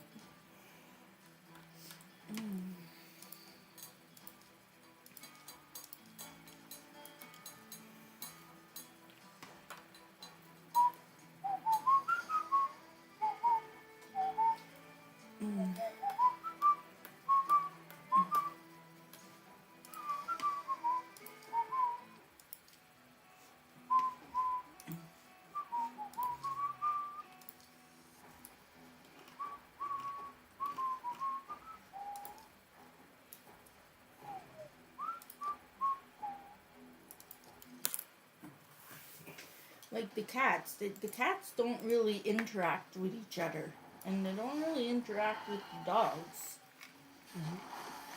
But the two dogs, they always play together. Right. So it's like one giving it to the other all the time.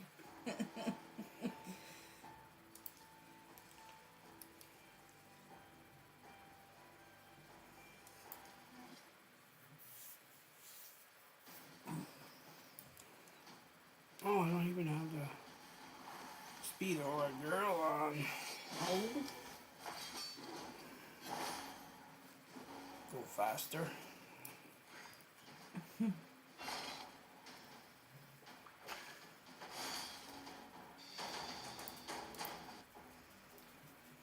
Okay, well, so we'll go. Liverina's only got 37 minutes left. So if I can win a fight, it'll be my first fight since I leveled up. Good luck. Yeah, I'm not gonna fucking win. It's gonna be harder. Yeah. It's taking long to find somebody. Oh, a level 59. Whoa. With Yeah, he's probably a money player. 970 score. He's gonna whoop your ass. Yeah. And you're gonna like it. Government said so. Yeah. You're gonna be poor and you're gonna like it. Oh yeah, the government's You're gonna good be at that. happy and you're gonna own nothing.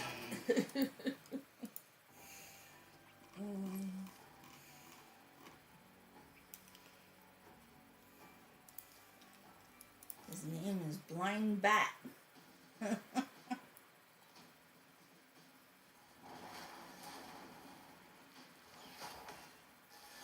come on. Oh, fuck. Hurry up and pick some bananas there, buddy. Or are you gonna quit? One of those douchebags, huh? Yeah, we're down to 15 seconds. One of those douchebags. That's how you. That's how you win. He tried to win his stuff. It's probably like a bot. Clicks on and it just just select it and it didn't let the timer go. Mm. Oh yeah, because that didn't get selected like that. He's just an asshole. Yeah. He's just an asshole. Mm. Sadly, they're everywhere in the gaming industry. Everywhere. Oh man, that sucks. I didn't kill nobody with him. Wow, I'm down. I'm down. I'm down. We're going down. No. Oh. Oh, bow. Yes! Woo! Did you see that? I got it on video. If you don't believe me, I got it on video, bitches. I got this on video. Oh, this is crazy. Have to wait and wait and wait. Oh, it's so annoying. Yeah, he's an asshole. You tell him. We'll Yeah. put him, what's his name? I'll put him right on the Blind bat. blind bat. Yeah. Yep. With a line in between. Yeah, he's an asshole. Yeah. Millions of people are gonna know now. Mm-hmm. He's a I big, got millions of big followers. asshole on raid. Yep. It's level 59.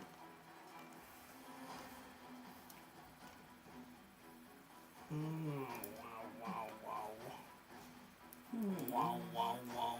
Which one am I gonna take out? Sometimes when I take out this dude, I do not bad.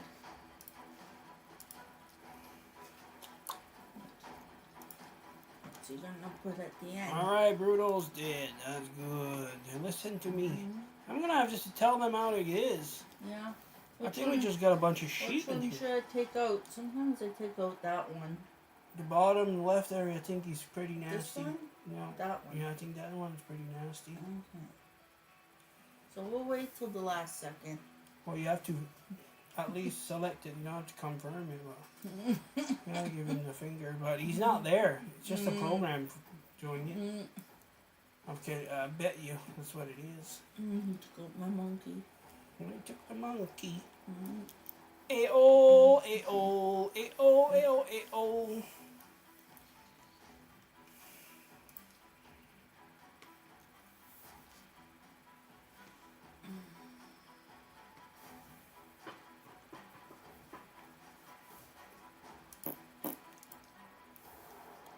I don't think you can hit 10 mil.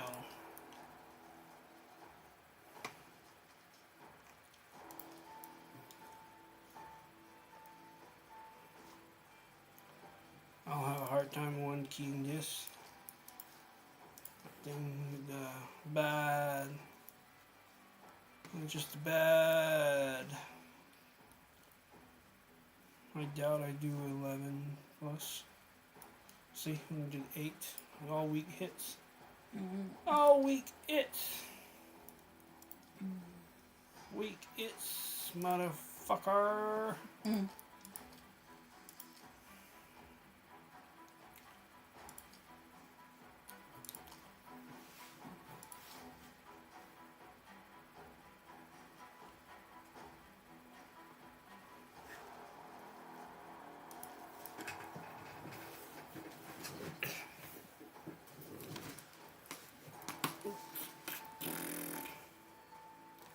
Could end up being one of these 20-minute games, you never know. Yeah, he's not playing, right? He's just gonna auto, like, time everything. Because that's what it is. People quit. People quit on him, he gets his win. That, like, player has the timer there. If you reach the timer so many times, you disqualify. You should be, yeah. in Magic the Gathering arena there, Mm-hmm. if you have so many like free, if your timer goes more than 3 times, it's 3 strike, you're out. It may not be a 20-minute fight. There were 2 gnomes down. Mm.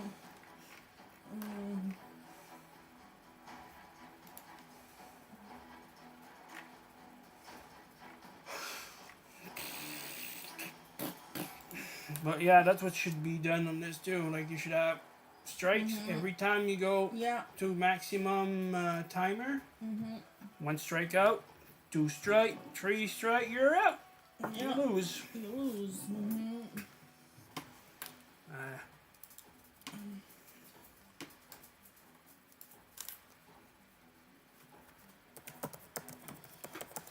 They're two pretty tough bitches to take some good hits. you got a reviver up still, so Yeah, that one, eh?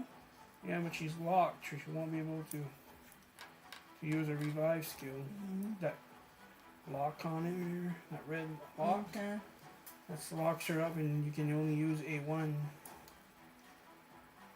So pretty fucked. And that thing too, provoke there, it only makes you use your A1.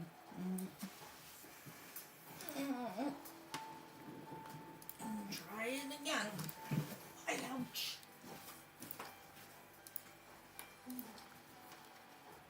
Oh, a blue.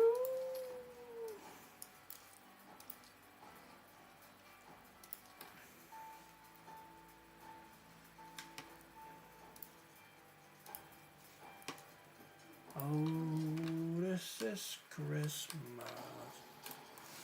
La la la da da da. La, la, la, la, la. Level 58.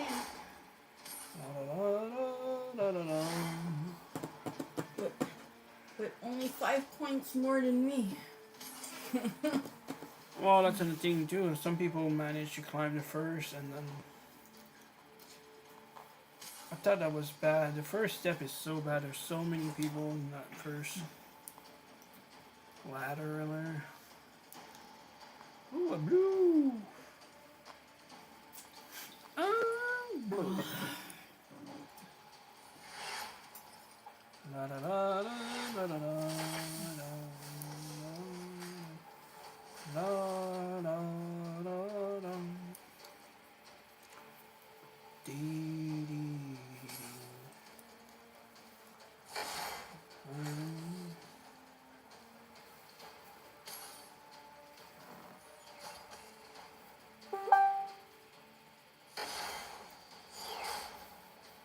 Da da da da da da da.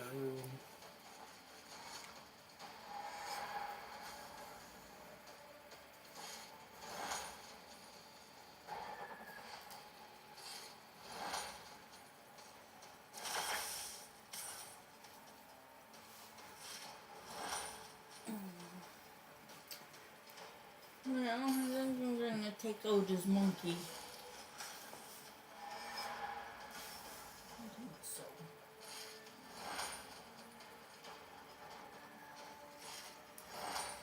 Monkey, smelly monkey. I took out my monkey too. Oh, fuck. Oh, that smelly monkey.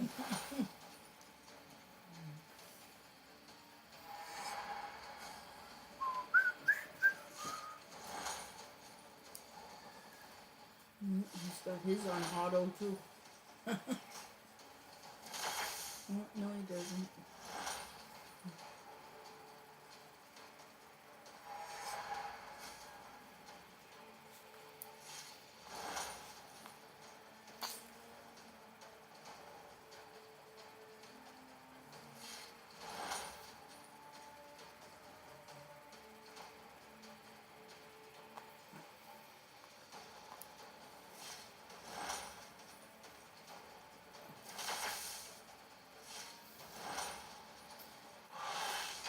He's got some pretty fast bananas, that guy. Yeah, Yeah. it was quick and Mm-hmm. you didn't feel it. It was just done. Yeah. Didn't have to wait around. And you're like, quick, quick. Done. Chicken dinner. We got a level 54, but she's got 1,045 points. Oh, this is funny. Oh gosh. How can they have that many points when they're only that level? Huh? How can they have so many points when they're only at that level? They play a lot. They must. They're putting money.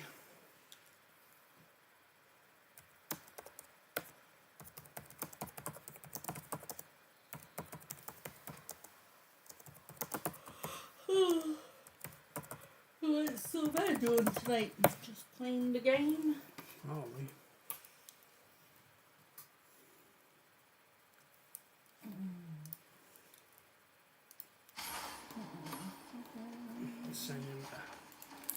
Send him a thing for the magic for release there. He said, I told him that I would change the Take out that one? pain. Whichever, but the speed, or you could, if you take out the ninja, you got a good chance. Ninja? Yeah, because it's a speedster, a reviver, and a trickster. Okay. So you won't have any Oh, she damage. took out my ninja. Who should I put as a leader? Monkey or the other girl? Monkey's faster. Okay. Monkey has 28%. The other one he has 19. Okay. See, I don't know all that stuff. Well, it says it right there. I don't know what those things mean. Well, you want 19% of it, or you want 28% of it, or 20? What did I say? 20? Yeah, 28. 19 and 28.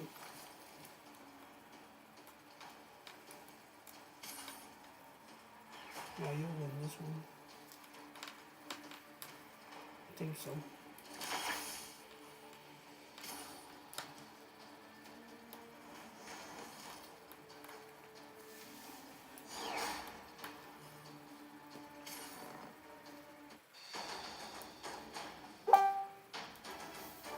Oh, 3 down. On the go. A victory! I think they quit because the last phenom didn't go down. Hey?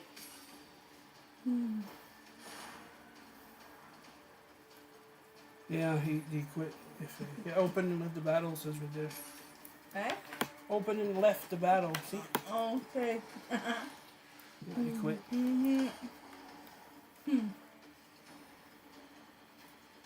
Good. You win! I won! You win!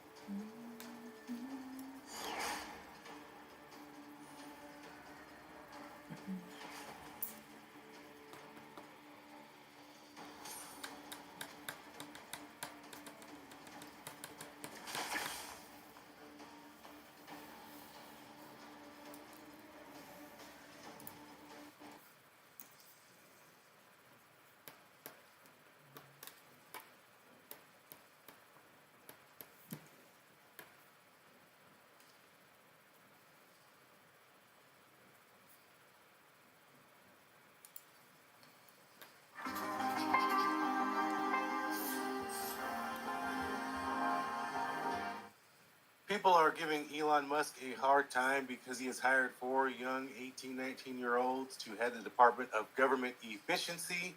Everyone is saying, oh, they're so young. How could they possibly make the country more efficient at such a young age? Well, this is one of them, and we're going to find out why. This is going to blow your mind. Let's get it going.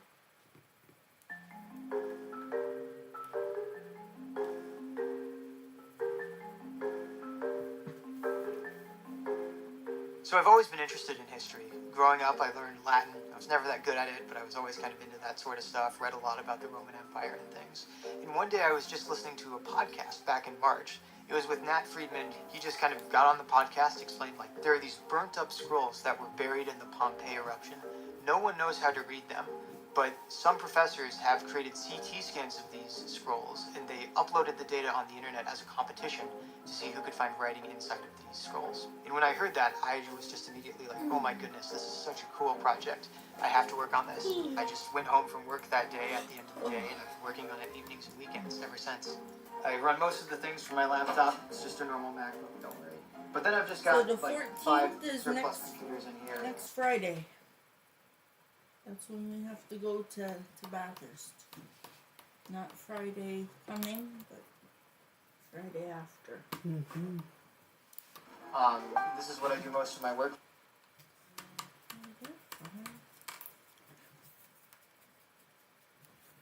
Jack. Yes. Still need one more.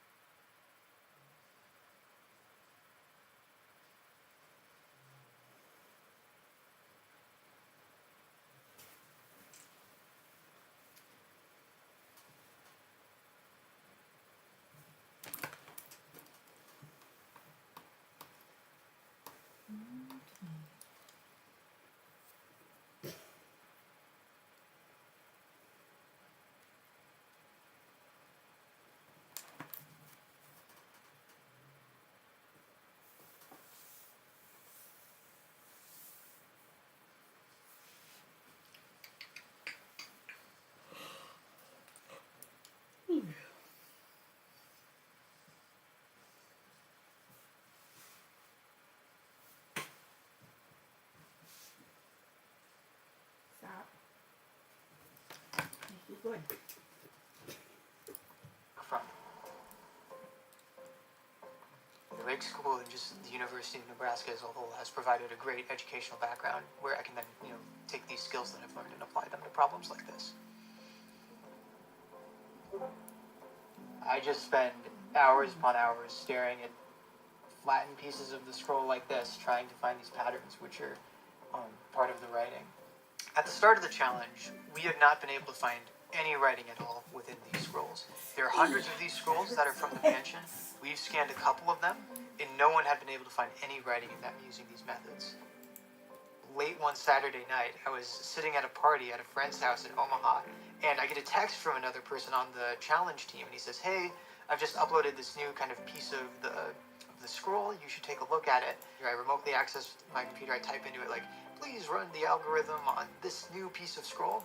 And then I just kind of started. I pull out my phone again, just nonchalantly, like, hey, I wonder how that went. And there are 3 Greek letters on the screen, letters I'd never seen before.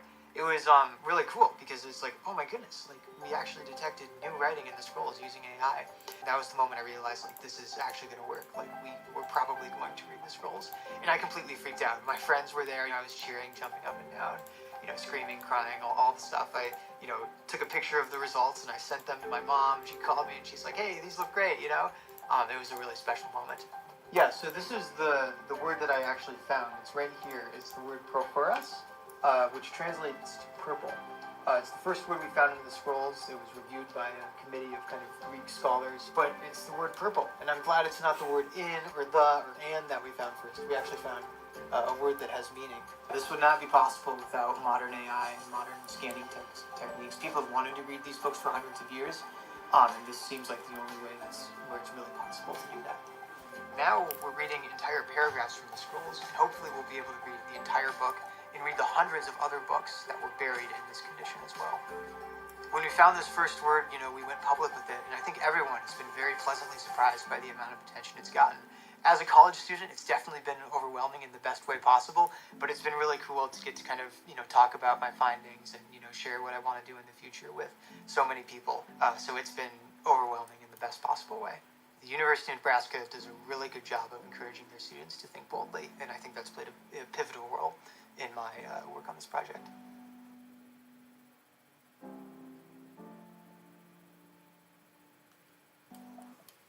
Shout out to the University of Nebraska, and what an incredible human being. I'm completely inspired by this individual. Like, to be able to accomplish something so big at such a young age. Other people get his age and they start buying alcohol and experimenting with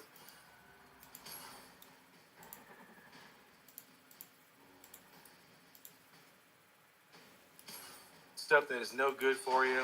While this kid is out here cracking codes, literally. It's not a code. It's literature. What? Nobody knows That is about. phenomenal. Elon Musk knew what he was doing when he hired this kid. They're going to fix this. They're going to look at all the numbers and figure out. If he was able to look at scrolls and look for patterns,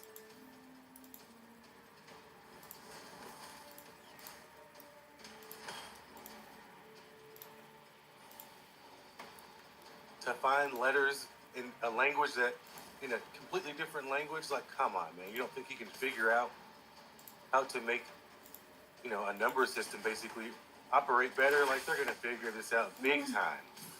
I want to figure out who the other three guys are. I need to research that and see if I can get some more videos for you guys. 'Cause this is phenomenal. This young man is going places. He already has accomplished more than most people will accomplish in a lifetime. At 21, that is just You tell me about that now? So, I think Elon picked the right guy, the right people.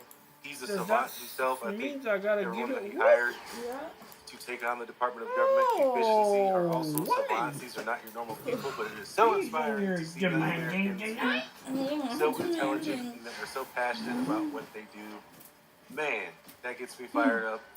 Makes me want to accomplish more. I don't know. For you guys as well. I've seen a little bit of And we red. have these people right here at home in our home country. We don't have to hire them from China or somewhere else. They always say that all the smart people in other countries, hey, they're right here at home in America. Beautiful. I love it. You guys drop a comment. Let me know your thoughts down below. This is really cool. I think this is really going to help out. And I really am curious to see how much money we're going to save over the course of a year. They've already got it down by like $100 billion. How far and how much can they save? How low can you go, baby? I'll see you guys in the next one. Peace.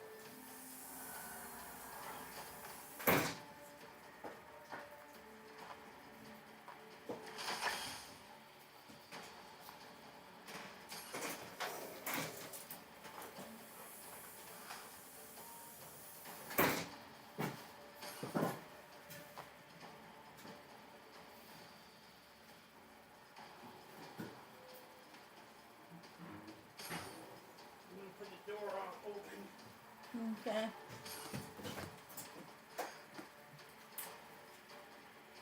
As soon as it goes crack. You go and close the door. Okay.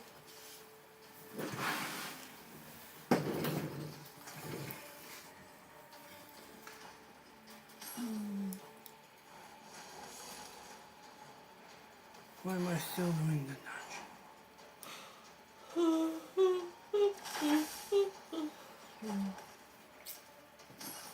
Okay.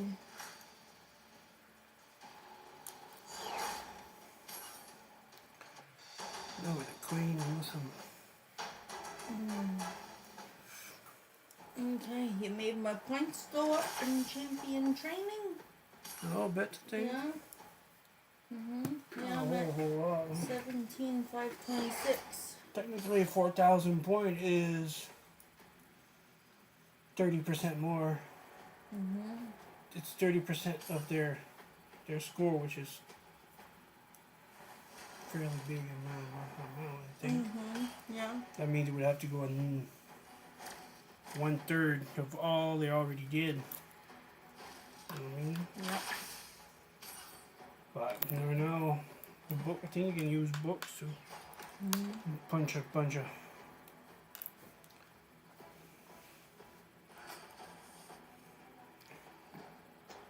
Alright. So where do I have to go work? On Dragon? Yeah, there should be a special team already set up. You do level 13.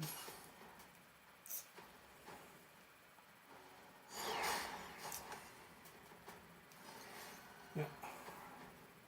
So I can do super.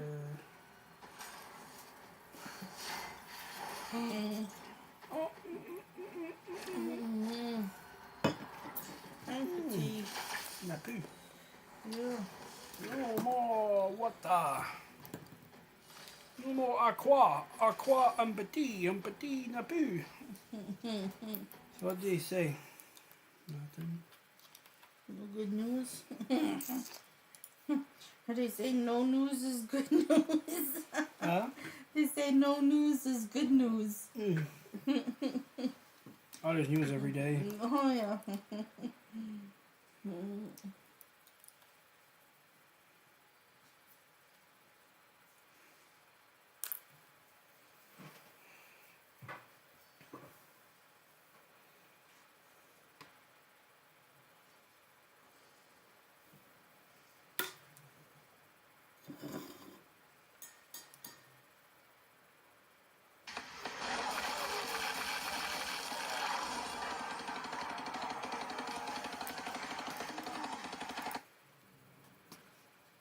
Mr. President.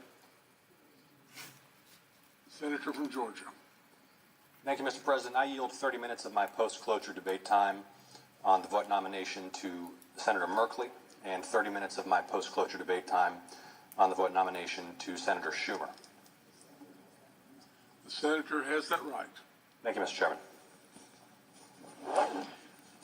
Mr. President. The senator from Louisiana. Thank you, Mr. President. Mr. President, I have 8 requests for committees to meet during today's session of the Senate. They have the approval of the majority and minority leaders. Duly noted. Thank you, Mr. President. With me today is one of my colleagues from my Senate office, Mr. James Shea. He is one of my right-hand people and does great work, and I'm honored that he could join me today. Gosh, I don't know where to begin. I was gonna say, can you get with I've been Get with it, buddy. Doesn't know where to begin. in the Senate for 8 years. In dog years, that's 56 years. And it feels like 56 years. I've learned a lot, met a lot of interesting people. You know, before I got here, everybody told me about the Washington bubble. And I said, you know, how serious could they be? Well, it's true. There is a Washington bubble. This place is different. It's in its own way, sometimes disappointing, sometimes refreshing. It is deeply weird. For one thing, common sense is illegal in Washington. It's illegal. For another thing, I've discovered Oh, fuck, that's amazing. I gotta play that again. For one thing, common sense is illegal in Washington. It's illegal. Holy fuck. For another thing, I've discovered that this is a town of very frustrated ex-class presidents. And there's a Washington way of doing things. And when things aren't done that way, when somebody challenges the status quo, many, not all, but many of these frustrated ex-class presidents in Washington, on the Hill, and otherwise, they get excited, not in a good way. They do. Can't get their mind It's amazing. Doing anything. You know, I don't like this guy all the time, Washington but way. he shoots fairly straight there. Yep. I gotta go get some water. Because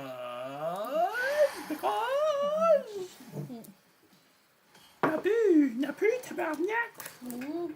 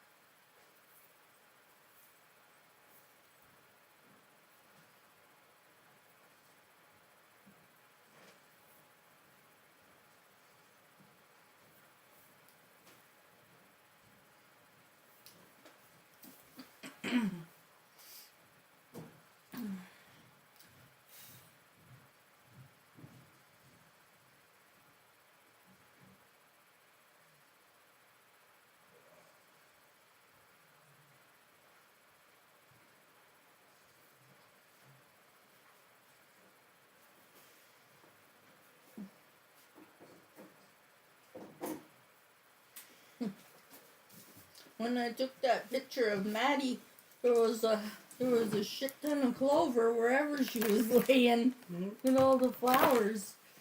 2 feet.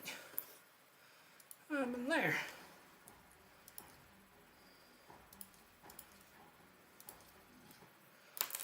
You want to put water in your bottle?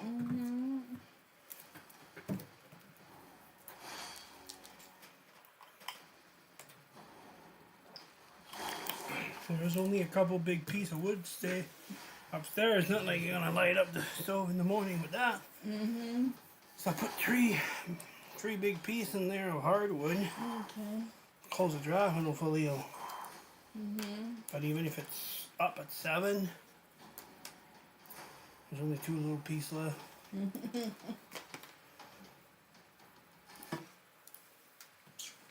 They, some of them, particularly in the media, they go almost catatonic, or the exact opposite. They foam at the mouth, and they really get upset. They can make a Valium nervous. It's like the world. We're I not think he's doing mocking things that the girl. way we've always done. Outer Senate there, the woman, old And the woman. world's going to spend all the She's like, taxes.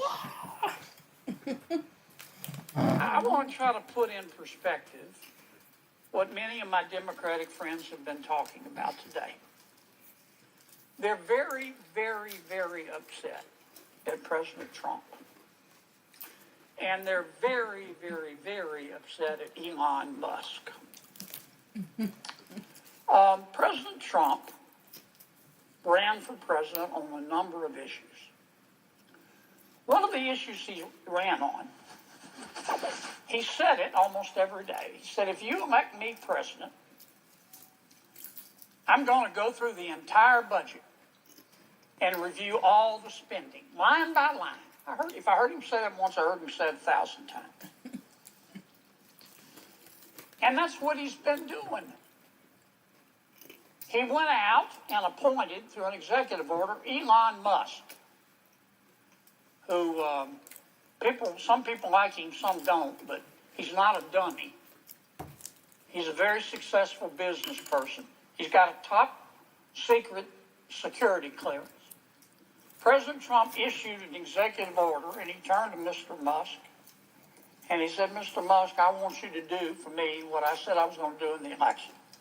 I want you to go through all the spending, line by line. Yeah. Elon Musk got a top secret clearance because all those satellites, which the government helped fund a crap load of, it's to conquer space, to have space protection, to have space. It's weaponized to a not to even a point. I think it's weaponized. End of story. So, if it's data, well, it's data is a weapon. It's the biggest weapon there is now. So, how did we get through politics Now, let me ask you from something, playing Mr. game? How are you going to review this? It's all that life. It's all that reality. What it is around here. I had 4 Lag like crazy.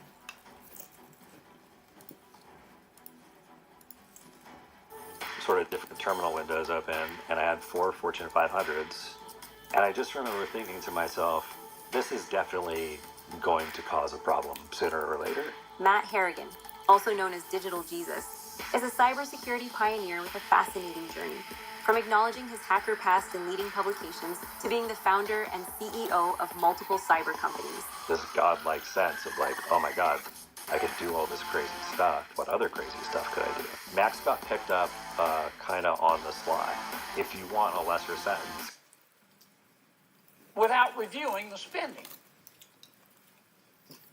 How are you going to audit the spending by an agency without auditing the agency? All right. That's what I mean when I say common sense is illegal in Washington, D.C. That's what Mr. Musk is doing. He's put together a Cracker Jack team, and they're going through everybody's spending line by line, item by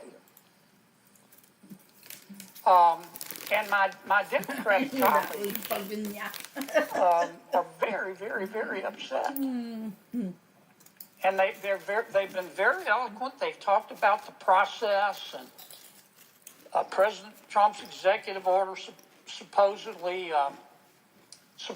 violates the Constitution, and they've accused Mr. Musk of having conflicts of interest. And so I've heard people say he's sitting over there with a notepad copying down everybody's social security number, and he's going to go use it to make money. I mean, people in this town, not just my Democratic colleagues, they're really upset. They've never said anybody question their spending. But that's what Mr. Musk is doing. But you know, I've listened. This has been going on for a week. People have been screaming like they're part of a prison riot. Oh my God, look at what Musk is doing. He's looking at the spending. And I've listened to people talk about the process and debate whether it's constitutional and discuss how many lawyers can dance on the head of a pin. But you know what? I haven't heard one single person who's upset with President Trump or Mr. Musk talk about what he's found. They don't want to talk about the spending porn, the waste of taxpayer money that he's found. I mean, that's the point of all this. I tell you who is interested. The American people. The people in America who get up every day and go to work and obey the law and pay their taxes and try to educate their kids and try to do the right thing by their kids and try to save a little money for retirement, and have had to live through 20% inflation under President Biden. They understand what Musk is doing.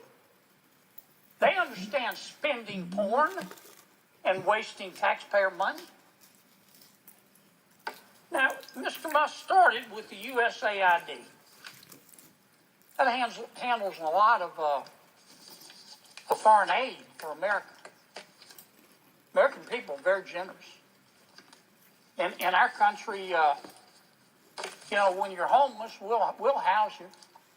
When you're hungry, we'll feed you. In our country, when you're too poor to be sick, we'll pay for your doctor. And we send a lot of money overseas to help our world's neighbors. And the USAID is in charge, in large part, of that. But I'll tell you what Mr. Musk discovered. I find it fascinating.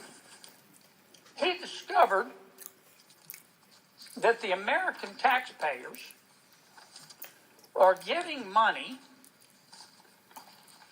to Afghanistan. He found that we are giving money to Yemen. He found that we are giving money You found that you can't find your to paper. Syria. I didn't know that. Some of our foreign aid is going to Yemen, Afghanistan, Syria. He found that the USAID has 10,000 people. 10,000 people, employees. And every year they give away $40 billion. Mr. Musk also found, and I'm not saying that all of this money is wasteful. I'm not. Some of this money, I'm sure, does some good. That's why Secretary Rubio is going to revamp the department and separate the good from the bad. But this is the kind of stuff Mr. Musk found. He found that the USAID gave money to support electric vehicles in Vietnam. Our money, taxpayer money. He found that USAID gave money to a transgender clinic in India. I didn't know that. I bet the American people didn't know that. He found that the USAID gave $1.5 million to a Serbian LGBTQ group called Grupa Izladaji. I probably mispronounced that, my apologies. Anyway, they got $1.5 million to, quote, advance diversity, equity, and inclusion in Serbia's workplaces and business community. In your once stolen vehicle in West Africa. That is crazy. It's organized crime, well financed. We think we found your car. Oh my goodness.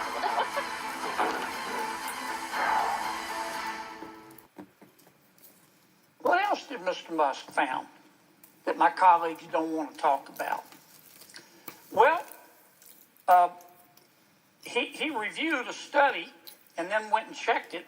The study was done by the Middle East Forum. They found that USAID spent $164 million to support radical organizations around the world. We're not talking Cub Scout troops here. We're talking about radical organizations around the world. They gave $122 million of that to groups aligned with foreign terrorist organizations. Our taxpayer money. According to this report in Mr. Musk, the USAID has given millions of dollars to, quote, organizations in Gaza controlled by Hamas. Why aren't my colleagues talking about that? Recipients of the money they found always been said, have, quote, never been called proven. for their lands to be cleansed from the impurity of Jews. That's what we're giving foreign aid to.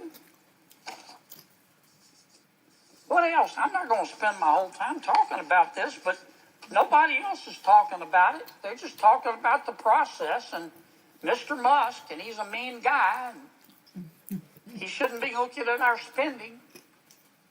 Well, he is. And I kind of find what he's found out interesting.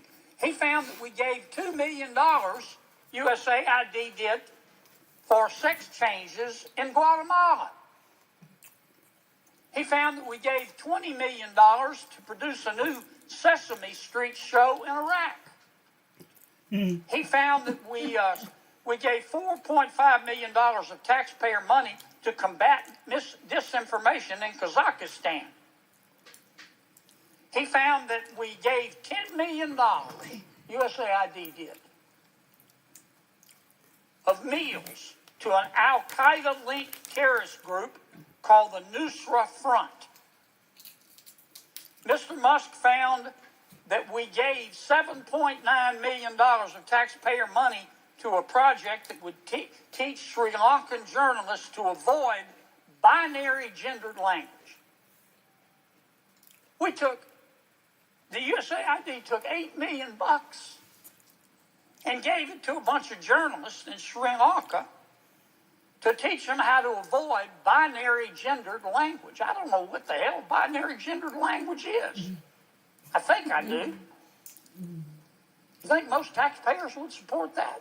Why are we talking about that? The USAID gave $1.5 million to promote LGBT advocacy in Jamaica. They gave $1.5 million to rebuild the Cuban media ecosystem. They gave $1.5 million for, quote, art for inclusion of people with disabilities in Belarus. Another $3.9 million for LGBT causes in Macedonia. $8.3 million for equity and inclusion education in Nepal.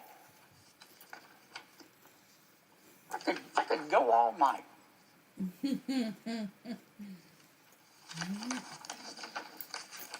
And many of my colleagues are upset. They're really mad at Mr. Musk. Hell, I think we ought to give him a medal. All he's doing is what President Trump said he was going to do. President Trump said he's going to audit the spending. So Trump goes and hires Musk, again, with the top secret security clearance. Nobody can quibble with his intelligence.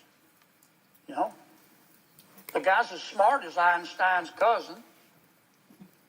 He's a very successful businessman. Some say he's the richest guy in the world. And he's doing the auditing. And man, he's finding a lot of stuff. I call it spending porn. Now, I'm not saying everything that USAID does is wasted. But I'm saying a lot of it is. A hell of a lot of it is. And we ought to be on the floor of this United States Senate thanking Mr. Musk. And we ought to be asking him to go through every agency and look at everybody's budget. Everybody's budget. That's what the American people want.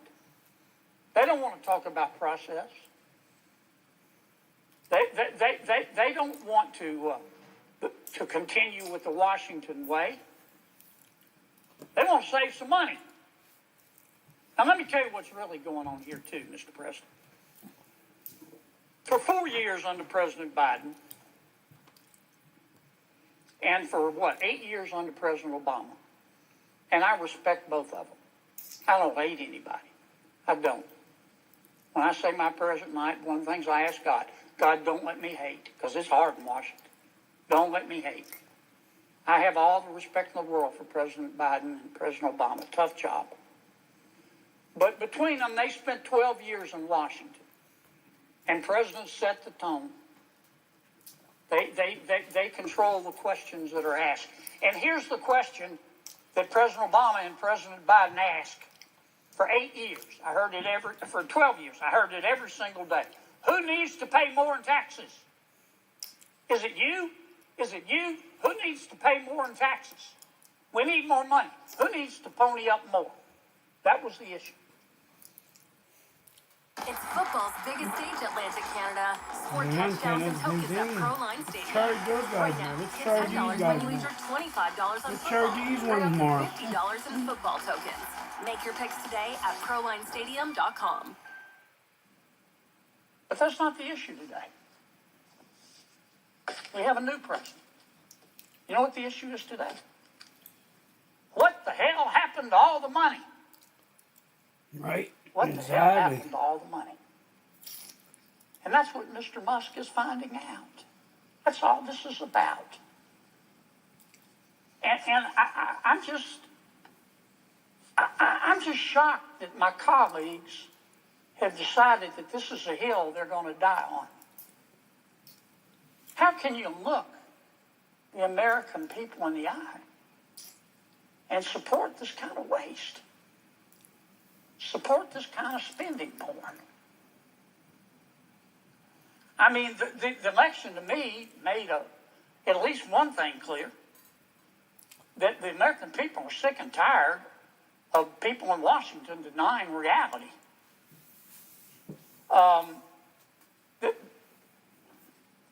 The last administration tried to convince us that we were living in a crime-free world where inflation was temporary and the border was secure. And the American people didn't buy it. You know why? Because it wasn't true. And the administration, our last administration, tried to argue that Bidenomics was making our lives better. But the American people knew differently. They understood Bidenomics to mean I get to spend more to live worse. And they voted. Now, I mean, the American people were poorer under the last administration, but they didn't become stupid. They could see that the government was creating a problem, not trying to fix it. And they noticed the national debt, too. Put up that first chart for me. You know what our national debt is, Mr. President? $36 trillion. Not million, not billion. $36 trillion. It takes my breath away. Highest it's ever been, over 100% of our gross domestic product. Our debt's growing faster than our economy. And we toss around these numbers, a trillion, a billion, a million, a squillion, like it's nothing. I want to try to put this in context. If I started counting right now, and I counted one numeral, if you will, per second. 1, 2, 3, 4, 5, 6, 7. And I kept counting all day and all night. I didn't sleep. I counted between bites of oatmeal at breakfast. I just counted continually. One numeral per second. It would take me 32 years to count to 1 billion. 32 years to count to 1 billion. It would be 2057. I'd be dead as Woodrow Wilson. I wouldn't live that long. And that's just a billion.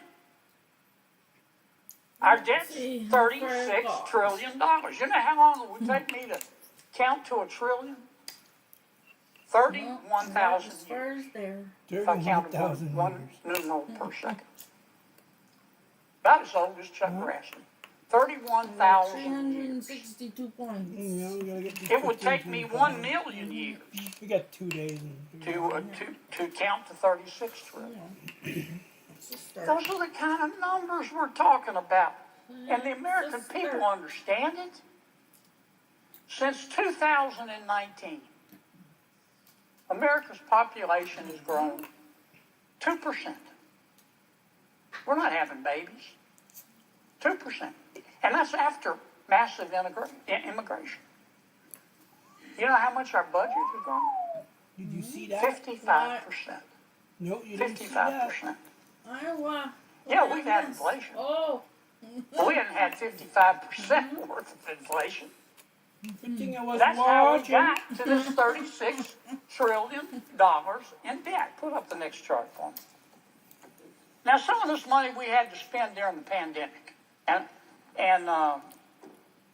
it was a bipartisan effort during the pandemic. Republicans voted for it, and Democrats voted for it because we had no choice. I was there. I saw it from the inside. We came this close to losing the American economy. And you know who helped a lot? Doesn't get enough credit. Jay Powell, the Federal I Reserve. only got 5 energy left. Oh, yeah. The whole world wanted to go into a cave and retreat. Back in the Great Recession, I remember all the other countries in the world looked at us. They may hate us, but they know we're the greatest country in all of human history. They looked to America. And you know what? Back in the Great Recession, all the other countries wanted they wanted treasuries, treasury notes, treasury bonds. Not this time. They were so scared. They didn't want treasuries. They wanted dollars, cash dollars. So Jay Powell, thank the Lord, he goes over to the Federal Reserve. He opens what's called a currency swap line, and he told every country, you want dollars? I'll trade your dollars for your currency. And everything calmed down. He doesn't get any credit for that. But it was a gutsy thing to do. But on top of that, to save the American economy, that wasn't helping the American economy. We had to keep the economy going. We spent a lot of money. But then COVID ended. And what we should have done was go back to pre-COVID spending. But we didn't do that. President Biden, after the shutdowns and the coronavirus, the pandemic was over, passed the American Rescue Plan. COVID was over. He spent $1.9 trillion. Never let a good crisis go to waste. I didn't vote for it. Then he came back and passed what he called an infrastructure bill. It was really just the Green New Deal. I know what's in that bill. That was another $1.2 trillion. And then he passed the Inflation Reduction Act. I didn't vote for it. But that was another $1.0 trillion. And then he passed the CHIPS Act. This is really special. He said, big tech, the semiconductor companies need our money. They need taxpayer money. They're not making enough money. And he gave them money. He didn't give hardware stores money. President Biden didn't give the healthcare industry money. He said, I want to help big tech. And boy, they sucked it up like a Hoover Deluxe. Tired of ads. Who's gonna vacuum? Check out Hero Oh, that guy's funny as one of the fuck. best ad-free games. We spent $280 billion subsidizing big tech. And you add it all up, and that's 4.3, almost $4.5 trillion. And that's how we got $36 trillion in debt. And that's why Donald Trump said, I'm going to look at every single line item of spending. And that's why he gave the job to Elon Musk. And that's why Musk is auditing these accounts. Did I do that like an idiot and then beat the boss? But nobody wants to talk about what he's finding. Nobody wants to talk about the spending more, except the American people. They get it, Mr. President. They get it. Shit. And I hope Mr. Musk continues. My colleague and friend, we had a little discussion in banking today. Senator Warner makes a good point. He wants Mr. Musk to come over and talk to Congress about how he's doing this. I'm all for that. I am all for that. I would love to have him come over and walk us through what he's doing and how he's discovering all this spending for. We need all the help we can get on reducing our spending because we can't continue at this pace. I just want to spend a few minutes putting all this in perspective, Mr. President. The world's not going to spin off its axis, folks.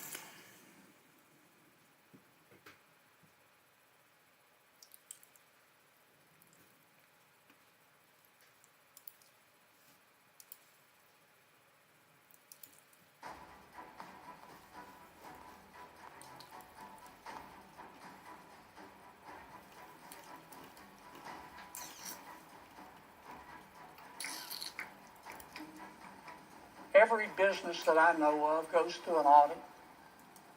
Now we're being audited, but we're being audited by, not by the usual auditors, but we're being audited by a person appointed by the President of the United States. And I bet you when he's through, and he's going to go to all these agencies. He's starting in the Department of Education next. I think he'll end up finding that some of our money is being well spent. But he's also going to find that some of our money is being stolen and it's being wasted. And that's an insult to every taxpayer in this country. So I'm going to end like I began. We ought to be giving Mr. Musk a medal. We ought to be thanking him. Maybe nobody else wants to hear about the spending porn, but I can't wait to read the book. I hope he finds all of it and compiles it. I hope Marco Rubio, our new Secretary of State, takes USAID and shakes them by the shoulder and lifts up the good people there and fires the bad people, the people that wasted taxpayer money like this, giving money to terrorist organizations, giving money to organizations that support Hamas. Hope he gets rid of every single one of them. And I think if we listen to Mr. Musk, we can save a lot of money. And I hope he does come over and explain what he's doing. I want to talk about one other subject real quickly. I've talked about it before, I'm not going to repeat it. This is India. This is China, which wants to run the whole world. China's already trying to take over the shipping lanes in the South China Sea. This is the Chagos Islands, right down here. Years ago, the Chagos Islands were owned by France. France ceded the Chagos Islands to our friends in Great Britain, UK. And a number of years ago, the United Kingdom and America got together, and we built, mostly with American dollars, by the way, we built a military base in the Chagos Islands, on one particular island called Diego Garcia. And it's a really important military base. For one thing, it's very close to the Bay of Bengal and the Indian Ocean in China, so we can watch them. For another thing, it's where it's one of the only bases where our nuclear submarines can dock. Hugely important. Well, the United Nations got mad at the United Kingdom. They said, Great Britain, you're bad people. You used to be colonialists. You acquired other countries, sometimes freely, sometimes by force. Every country I know of in the world of any strength has done that. Doesn't mean we ought to be proud of it, but it's part of our history. But the United Nations said, shame on you, UK. Shame on you. Bad, bad, bad, bad. You have to give back the Chagos Islands and the military base there.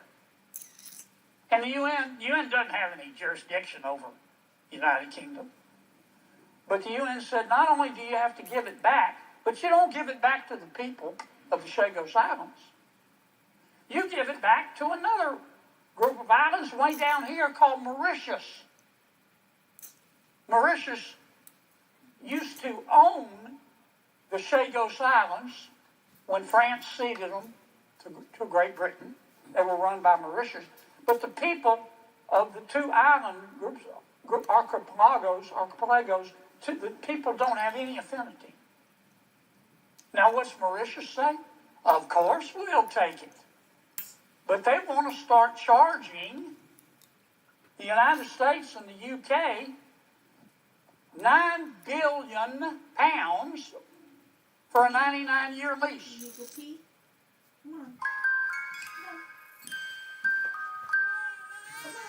Big ideas don't come easy. Go pee-pee! Don't forget your But when you get one, necklace. use that moment of clarity to create you. a new reality. Turning your pastime into your full-time.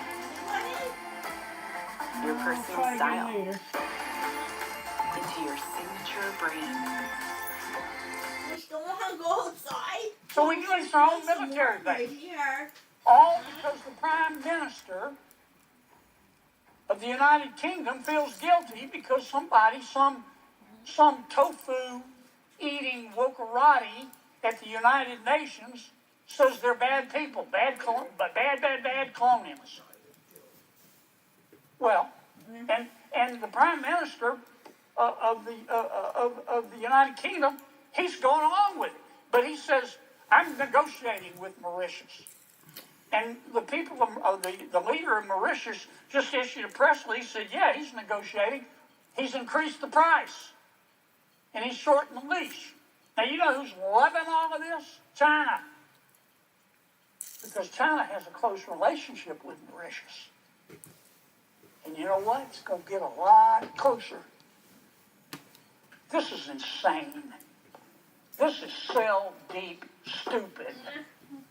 This is bone deep down to the marrow stupid. Because the United Nations wants the United Kingdom to feel guilty, they want to give our military base and their military base to Mauritius. Now, the Prime Minister of the United Kingdom can stop this. Your collars on. And Marco Rubio, our new Secretary of State, is against it. You're going off to bed, but babe, And I haven't talked we're to having a blast here. But I think President Trump is against it. Yeah, we're having a The United blast. Kingdom's our friend. I went to school there for a while. I love him. And I want to see the Prime Minister do well. But he needs to put down the bomb. He needs to put down He the needs to bomb. put down the bomb. This makes absolutely no sense. Oh, shit. And it's going to be a big part of his legacy. I bet there's a whole bunch of away them, though. this island and our military base No, babe. to, in effect, will eventually be China. So I would say to the Prime Minister tonight, I don't mean any disrespect. I want to say this respectfully. I shouldn't have said the bomb part. I take it back. Please, Mr. Prime Minister, don't do this. Don't do this.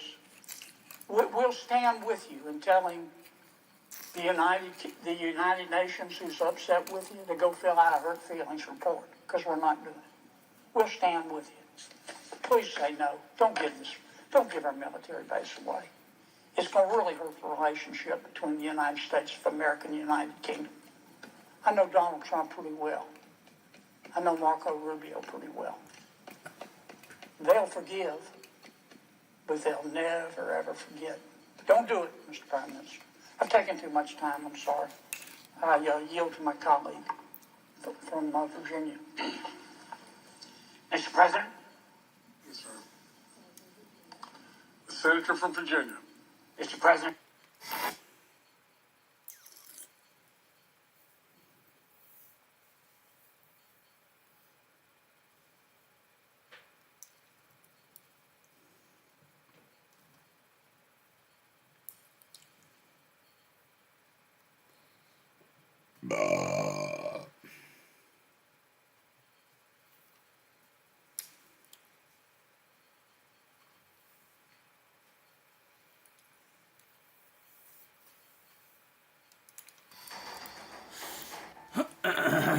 I made a couple mistakes here and there. That's cost me a bit.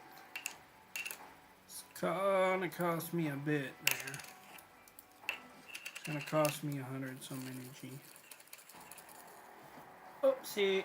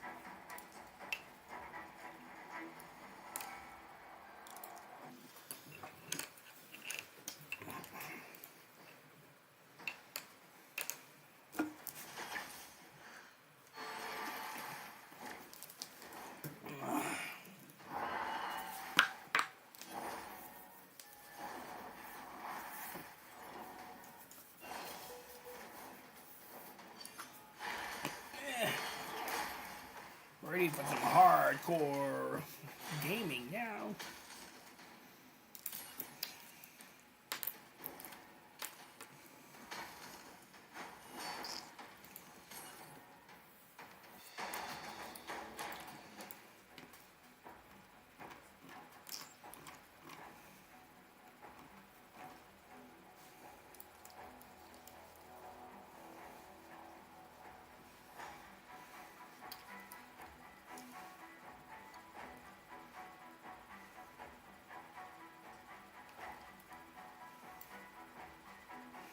Is it work by nose?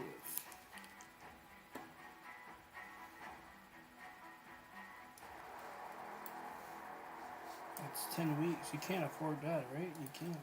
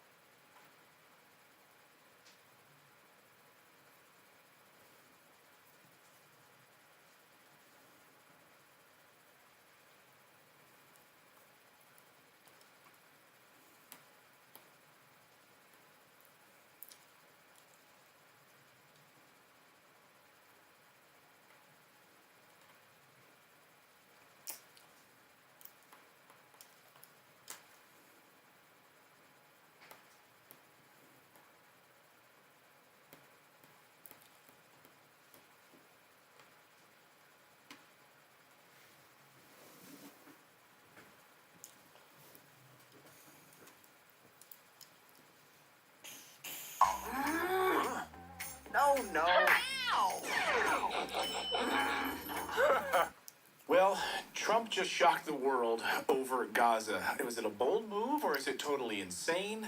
Some are calling it the Nakba 2.0. Friend of the show, George Galloway, who hosts the Moats show, just called it Trump's Nakba. Is that too harsh? We'll discuss just for some context here. The original Nakba happened in 1948 when Israelis killed, displaced hundreds of thousands of Palestinians. Britain, of course, the United Nations worked hand in glove to basically come up with a plan. I'm simplifying it, of course, but the Arabs rejected it. So, but the United Nations and Britain said, yeah, this is what we're going to do, so they went along with it. The plan is to... but it didn't matter. If he shakes everything up like a crazy guy, makes everybody think he's totally fucking crazy, going nutcase, and that he will push the button, that everybody's gonna sit down and get to peace and try to make a peace deal. The problem, if he's successful to do it, they all know it's temporarily. It's 4 years. 4 years is nothing in a war. It's already been going on for 4 years. You know what I mean? So maybe they'll just sit down for 4 years. And if they do, if it happens, I hope so, then they'll just figure out, like, well, look at this. Everybody's making money. Can we just be happy about it? But we all know that doesn't work with the human race. Nobody's ever happy. The neighbor always wants his grass greener. They were ethnically cleansed. They were removed from their lands. So are we facing now a repeat of that? Has it already happened? What comes next? Is President Trump's quote, here it is, by the way, that just sent shockwaves through the world. The fallout has been fast and furious. Everyone trying to parse out what the president meant when he said this yesterday about Gaza. Listen. The U.S. will take over the Gaza Strip, and we will do a job with it, too. We'll own it and be responsible for dismantling all of the dangerous unexploded bombs and other weapons on the site, level the site and get rid of the destroyed buildings, level it out, create an economic development that will supply unlimited numbers of jobs and housing for the people of the area. Where exactly are you suggesting that they should go? And two, are you saying they should return after it's rebuilt? And if not, who do you envision living there? I envision the world, people living there, the world's people. I think you'll make that into an international, unbelievable place. I think the potential in the Gaza Strip is unbelievable. And I think the entire world, representatives from all over the world will be there, and they'll live there. Palestinians also. Palestinians will live there. Many people will live there. So he said that, but then a little, separately, Peter Doocy asked about specifically about the Palestinians. From Fox News, he asked this question. Clean the whole place and rebuild something, but will the people ever get along over there? They never got along for thousands of years. How are they gonna get along now? Like, that's the main problem. Nobody wants to get along.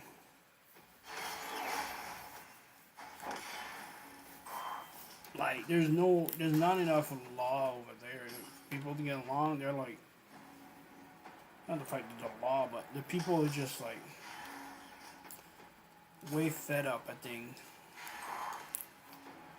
that they're not scared of, like, oh, I'm gonna go to jail or something like that, or I'm gonna lose money. They got nothing. So could they make it that people have things and they don't want to lose it, and then they'll behave? That's how this runs around most country. You got stuff and you don't want to lose your stuff, so you're just gonna follow the rules, right? That's how the world goes around these days on the economy and stuff.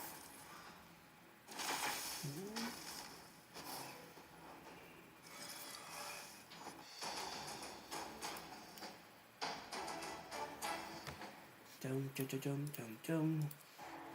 da dum dum dum. Da da da da da da da da da da da da da. Da da da da da da da da da da. And Trump kind of gave a totally different answer, I guess. Listen. Peter? Would Palestinians have the right to return to Gaza if they left while the rebuilding was happening? It would be my hope that we could do something really nice, really good, where they wouldn't want to return. Why would they want to return? The place has been hell. It's been one of the meanest, toughest places on earth.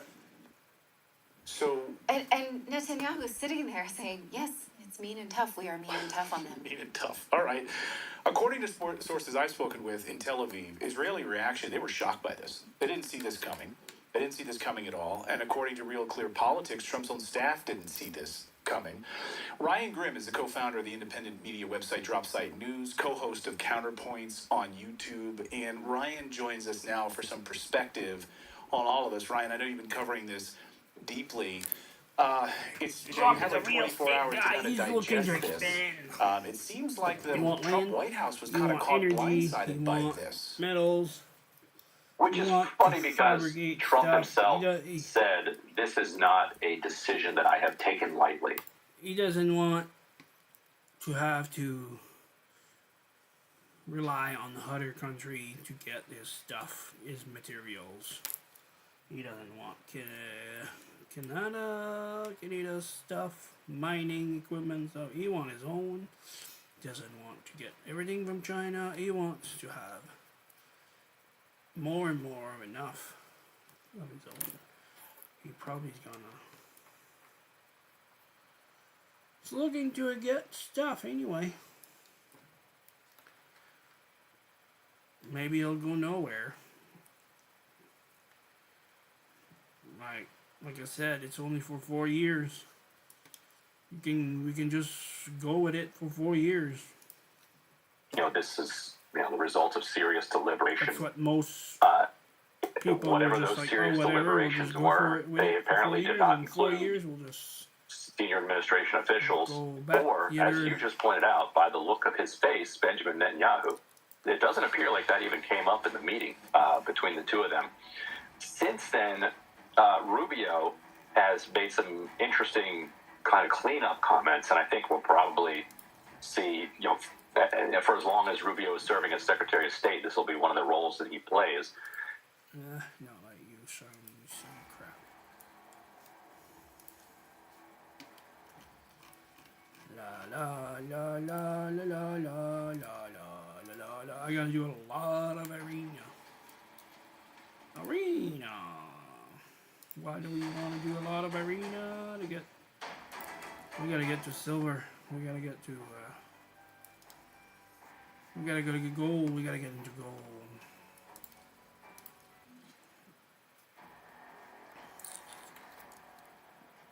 We gotta get into gold. We gotta do our arena every day. Every day. Every day.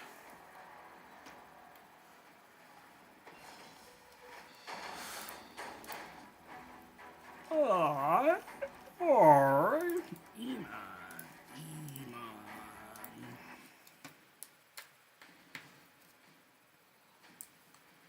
Ooh, Iman.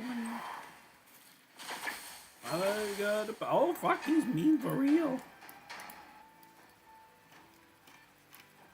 Can't believe I didn't fucking punch him in the face quick enough. Son of a gun. Well, son of a gun.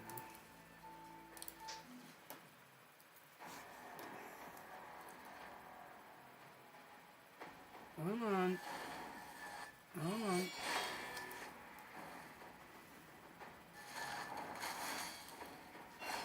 There we go. Let's not be a bitch right here.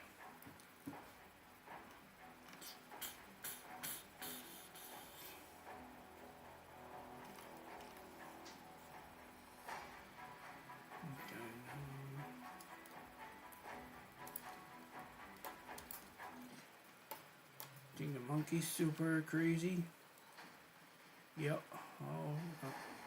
They're fast. They're way too fast. And she only did this. Oh, not good enough. We needed the AoE on that one, girl. Ooh, come on, girl. Not good enough. Not gonna be good enough. Ooh, it's almost. Oh! Oh! Ooh, yo, yo, yo, yo, yo, yo! Alice for the win! Fucking me, no, you man, you fucking.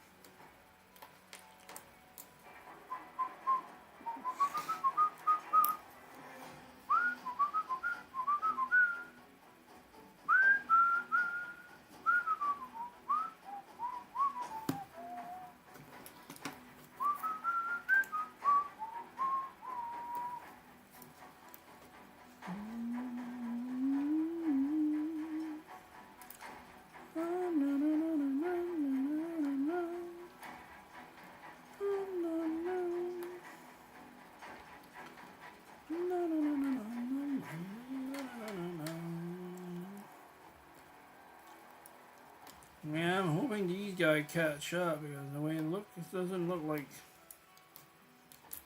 it's not looking good for second place.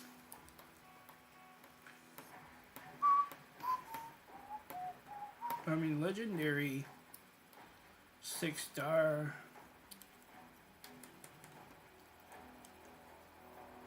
Quadruple speed roll, what? Right? You smell it? You smell it? Hmm?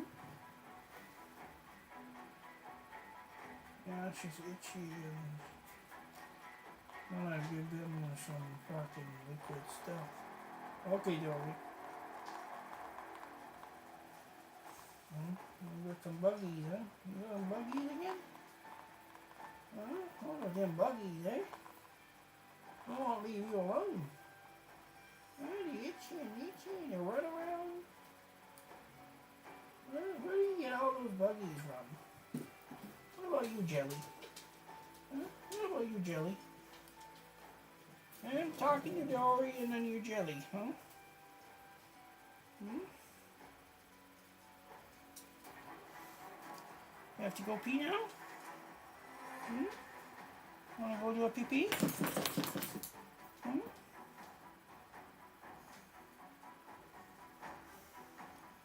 Hmm?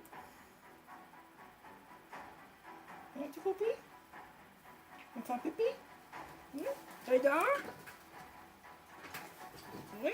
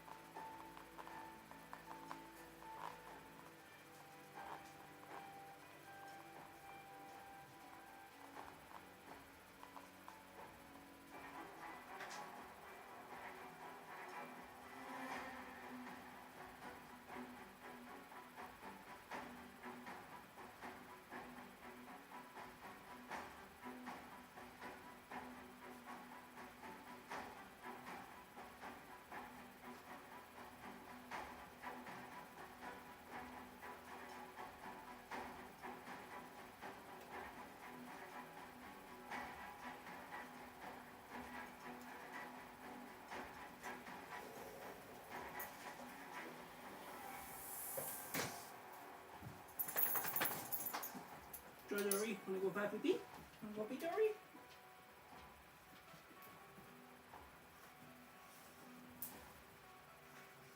Wanna go?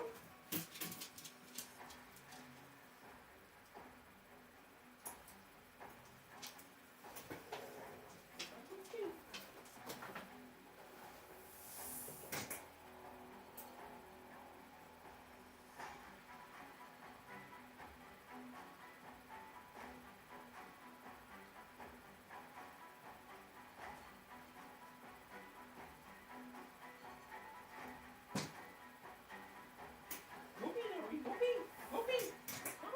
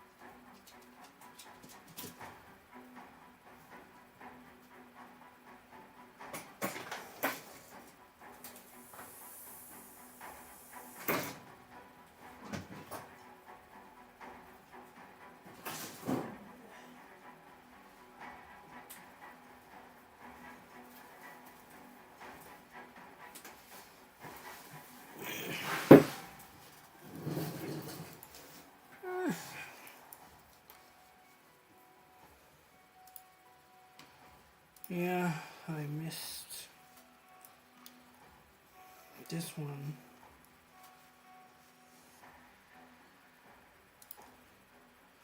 Maybe I'll get some later.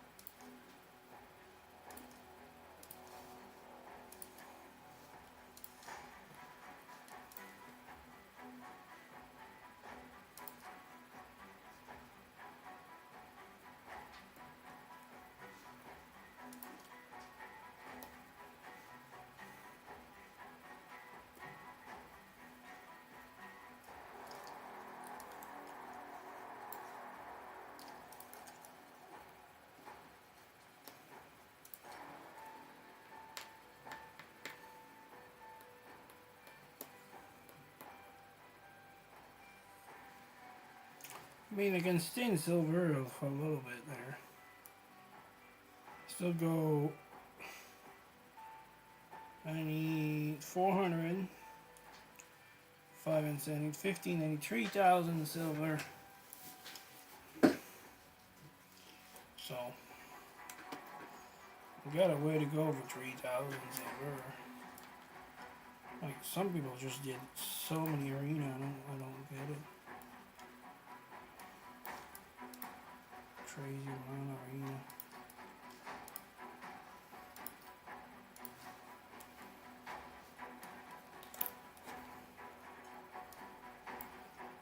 Spider. I guess I can do.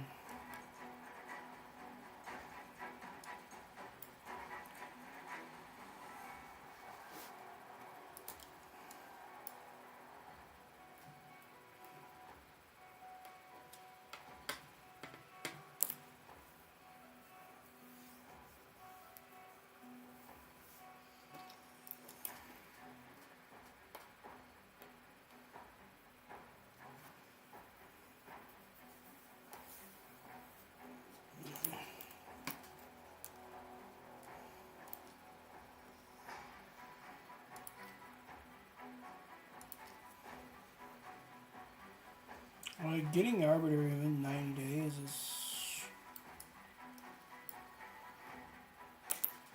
That's something.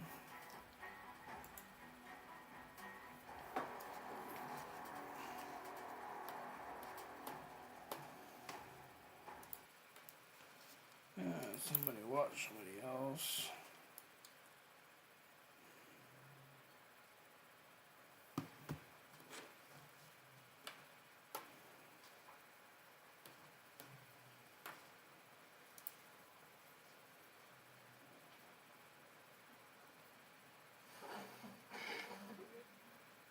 Okay, I am trying this again. I'm really sorry about the last live feed.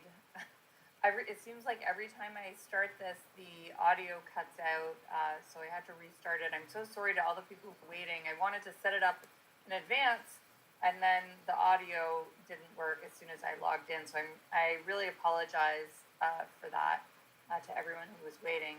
So thanks to everyone who's tuning in tonight for this live stream recap of what happened today in Federal Court of Appeal.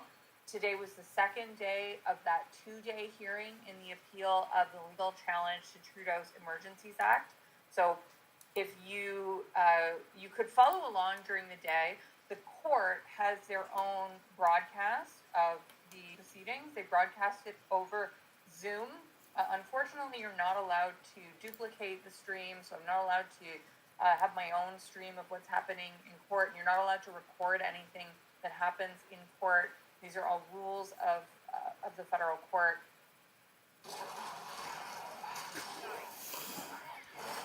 Yeah, let's not show everybody what really happened in the court.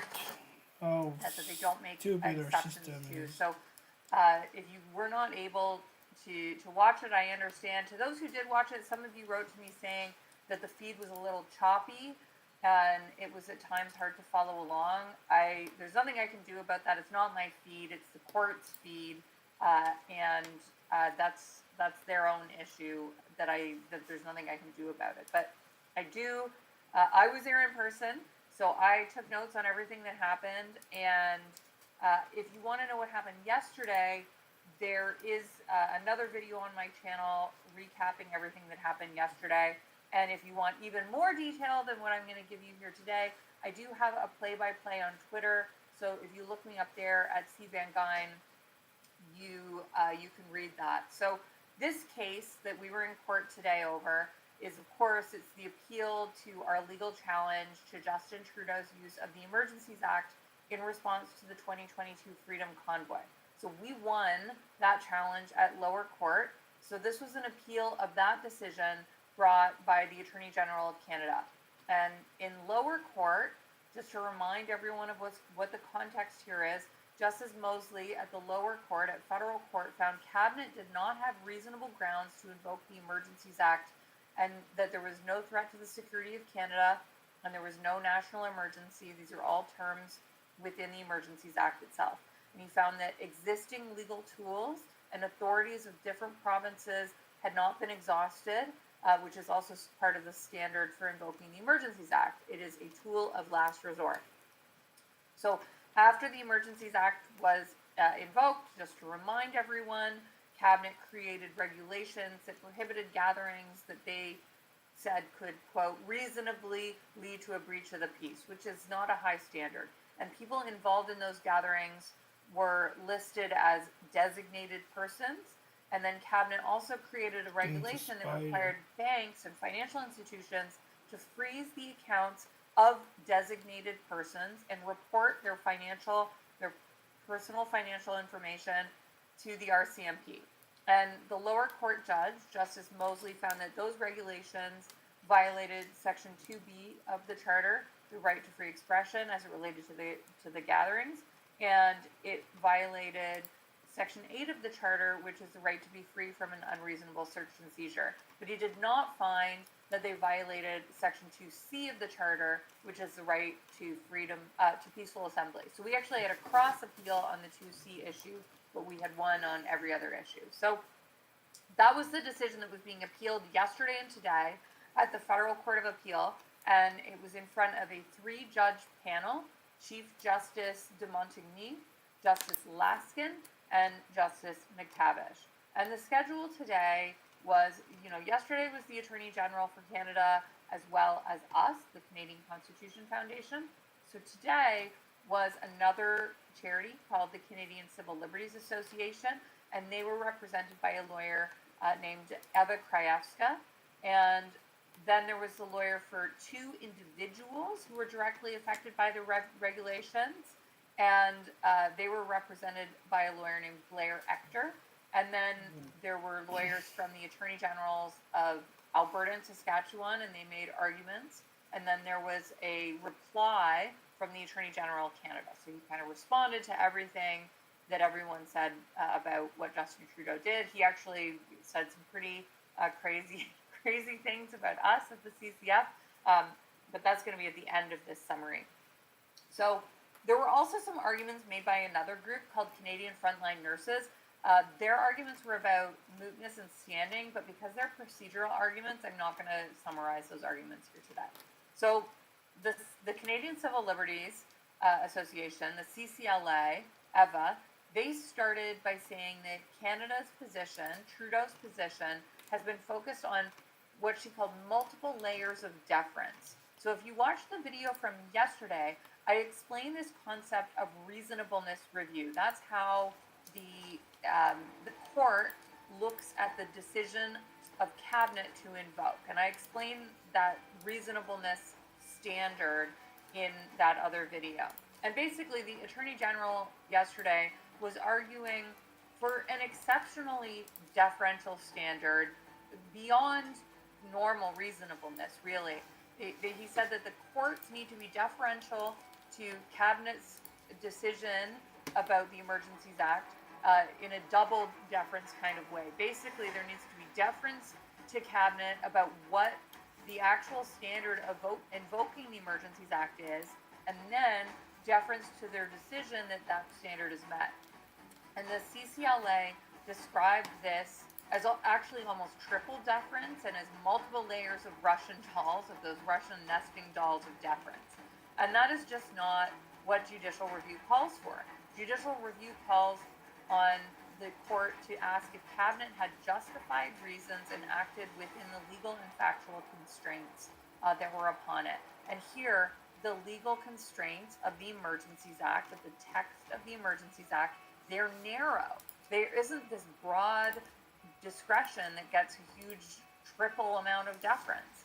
Now, in their factum, the Attorney General argued that there are all these legal thresholds that need to be tripped in order to invoke the Emergencies Act. Like, what is a national emergency? What is a threat to the security of Canada? What does serious violence mean? And the Attorney General has said that all of these thresholds should be applied more flexibly and in a more relaxed standard that is what is actually known in law and how it's normally applied. And Eva, for the CCLA,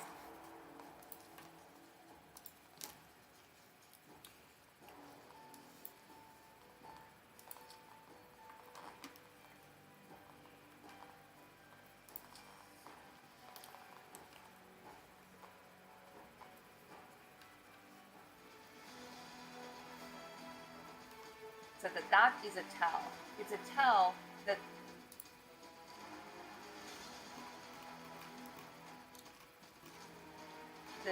the government knows those thresholds weren't met.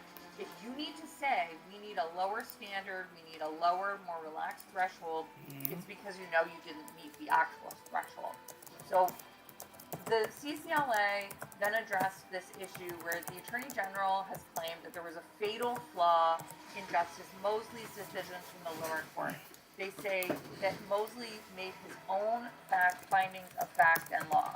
And Eva says, he didn't do that. All he did was assess reasonableness of Cabinet's decision.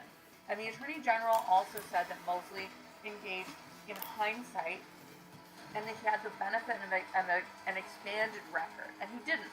He relied on the things that were in front of Cabinet, the invocation memo, Cabinet records, and information that was given to Cabinet. And when you look at Mosley's reasons, you can begin with the questions of these things about whether there was a threat to the security of Canada by the convoy and by the blockades, and the question of if there was a national emergency. And in his judgment, Justice Mosley puts in the provisions from the Emergencies Act of what these means, and then he looked at the various arguments of the parties. So this is what reasonableness review looks like. And Eva said that Mosley identified the parts of the Section 58 explanation that speak to provincial inability. This is the last resort clause, really. The provinces need to lack capacity to act. And Mosley said, there was an inability of police. They were not working well in Ottawa. They had an inability to compel tow trucks. They didn't have this ability to cancel insurance. This is all in the Section 58 explanation. So to remind you, the Section 58 explanation is this document. It's a 13-page document that was tabled in Parliament 2 days after the emergency proclamation was issued by Cabinet, by Trudeau. And that document is supposed to provide the reasons why they invoked the Act. And they had they have to lay out in the Section 58 explanation how they met the threshold of the Act. And their example of that is, the police weren't working well. The province couldn't compel a tow truck. They couldn't cancel insurance. And this is supposed to speak to provincial inability. You can only act under the Emergencies Act if you can show, if Cabinet has reasonable grounds to believe that there's an inability of the province.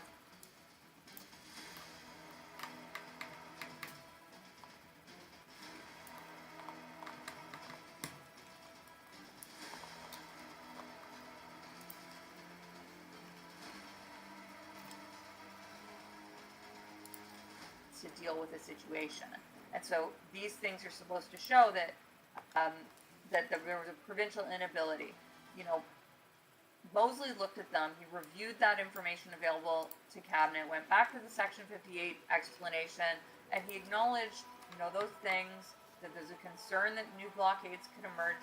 And he said, though, that there was no evidence, that is not evidence, that those risks could not be dealt with by provinces using existing tools. So he looked at the standard, and then he looked at the facts that were available to Cabinet and how Cabinet explained themselves, and he checked all of that. He looked at the Section 58 explanation on the border, and he acknowledged that there was this identification of a risk of violence, and then he talked about what Ottawa police faced, but he said that the conclusion was debatable. And he said, and Eva said it's not a reasonable conclusion that there was an incapacity here. So Mosley also looked at the 58 conclusion that there was a situation that was national in scope. Remember, when the Emergencies Act was invoked, it applied across the entire country, even though there were only blockades at certain locations and protests only in Ottawa. And Justice Mosley said that the facts just don't support the conclusion that these protests could not be dealt with using provincial authority and existing legal tools. So he checked that Section 58 conclusion against what was known to Cabinet. And that is what reasonableness requires. That's what happens in a judicial review. That's what this case, Vavilov, that you might have heard referenced today many times and many times yesterday, that's what it requires. That's what reasonableness is. Now, on this other part of the threshold, remember, the threshold is a national emergency and a threat to the security of Canada, which means there's threats of serious violence. So, on the question of was there a threat to the security of Canada, Justice Mosley looked at the proclamation, which was the document issued by Trudeau, by Cabinet, and it set out some of the reasons for invoking. So it does speak to the reasons. And in the proclamation, many of the issues raised were actually economic threats, which isn't part of the standard. Mosley then looked at what the factual background was. He looked at the invocation memo. The invocation memo, so I'm talking about all these documents. These are all of the things that Justice Mosley had to rely on in a reasonableness review. So he looked at the invocation memo. That's a memo that was sent from a woman named Janet Charette. She is the chief clerk of the Privy Council. She's sort of the head bureaucrat in Canada, and she sent a memo to the Prime Minister recommending invocation of the Emergencies Act. So Mosley reviewed the invocation memo, and that requires him to interpret different terms, like serious violence. And the term serious violence is it. In order to show that there's a threat to the security of Canada, there needs to be serious violence, which means violence to persons or property. And that understanding of what serious violence means is based on established case law. So Mosley looked at all of the facts, and he found that the threats of violence that were identified in all of these documents that were before Cabinet, they were all vague. The only concrete example of a threat of violence, which is violence to persons or property, the only example was Coutts. And at this point, arrests in Coutts had already been made. Any other threat was speculative, and a speculative threat doesn't reach that standard of reasonable and probable grounds. So there was maybe reason for concern, but having reason for concern doesn't satisfy the test that's required under the Emergencies Act. It's just speculation. Now, on economic concerns, and I've mentioned this a couple of times, the invocation, the proclamation, and the Section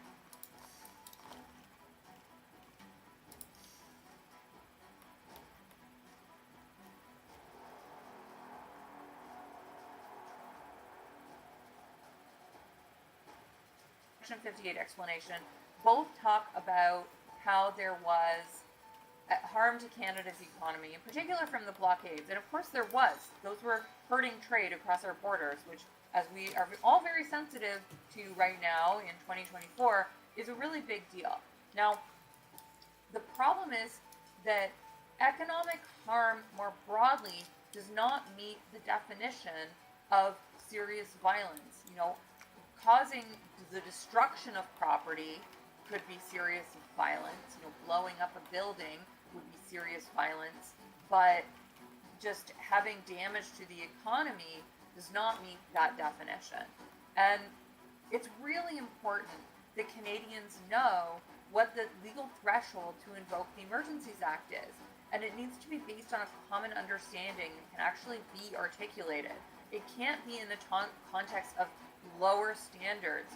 That would just grant the executive tremendous power to do things that are normally only able to be done by Parliament. And the standard is supposed to be on reasonable grounds. Now, what does reasonable grounds mean? Reasonable grounds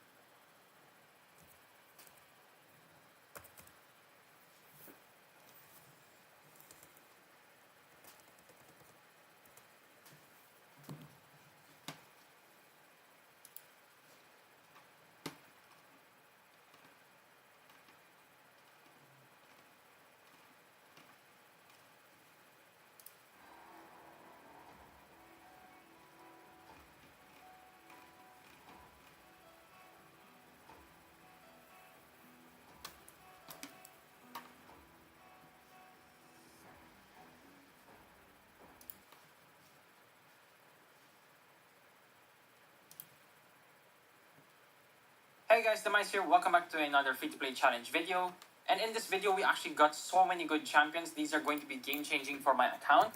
I'm actually recording this intro after I've already recorded the shard pulls because I didn't actually expect too much. However, I did get some insane pulls, so I'm going to roll those clips right now. And make sure you guys do enjoy the video. These are indeed going to be the first ever ancients I've pulled on this account. So let's hope this actually goes pretty well. And so far, the Grizzled Jarl is actually pretty good. Soulbond could be useful. Signy of High Shield, honestly, she's pretty garbage. I really hate how I got her. This High Elves...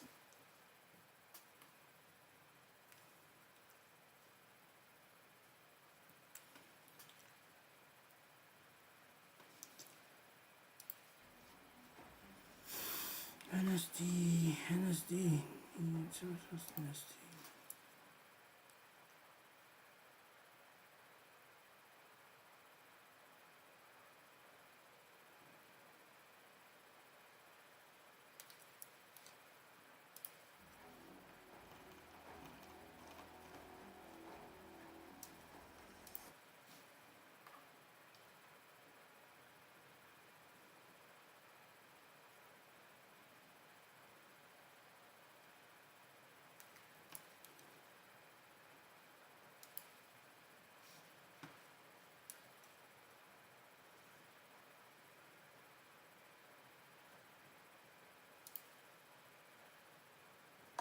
Welcome in, this is NSD Undead. This is another Raid Shadow Legends video. We are going to show you guys what Thrallney can do. I got him out of a random primal shard recently, and I decided to build him up and try him out and show you guys what he's capable of. We have him in Instinct, which isn't the best damage here, dude. It's missing some ignore defense. But I didn't want to throw like top end gear on him. I have like Taurus in it and stuff. But still a pretty good build. 115,000 health, 271 speed, only 276 crit damage. But his passive gives him 1% crit damage every 1,000 health, so he's getting another 115% crit damage from his health. So he's actually just under 400% crit damage. I did not book him. I don't know if I want to book him yet or not.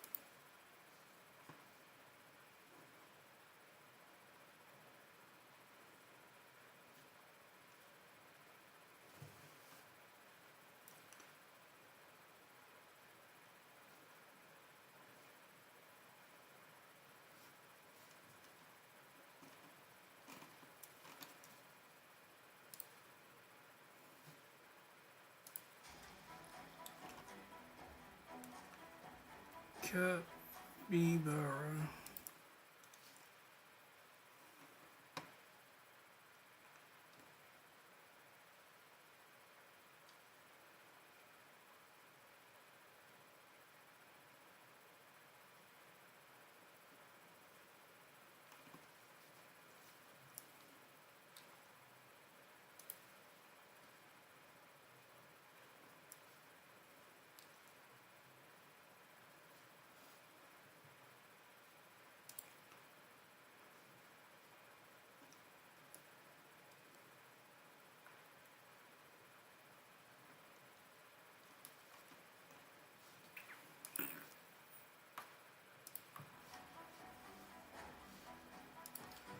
Not a fan of quitters. Not a fan.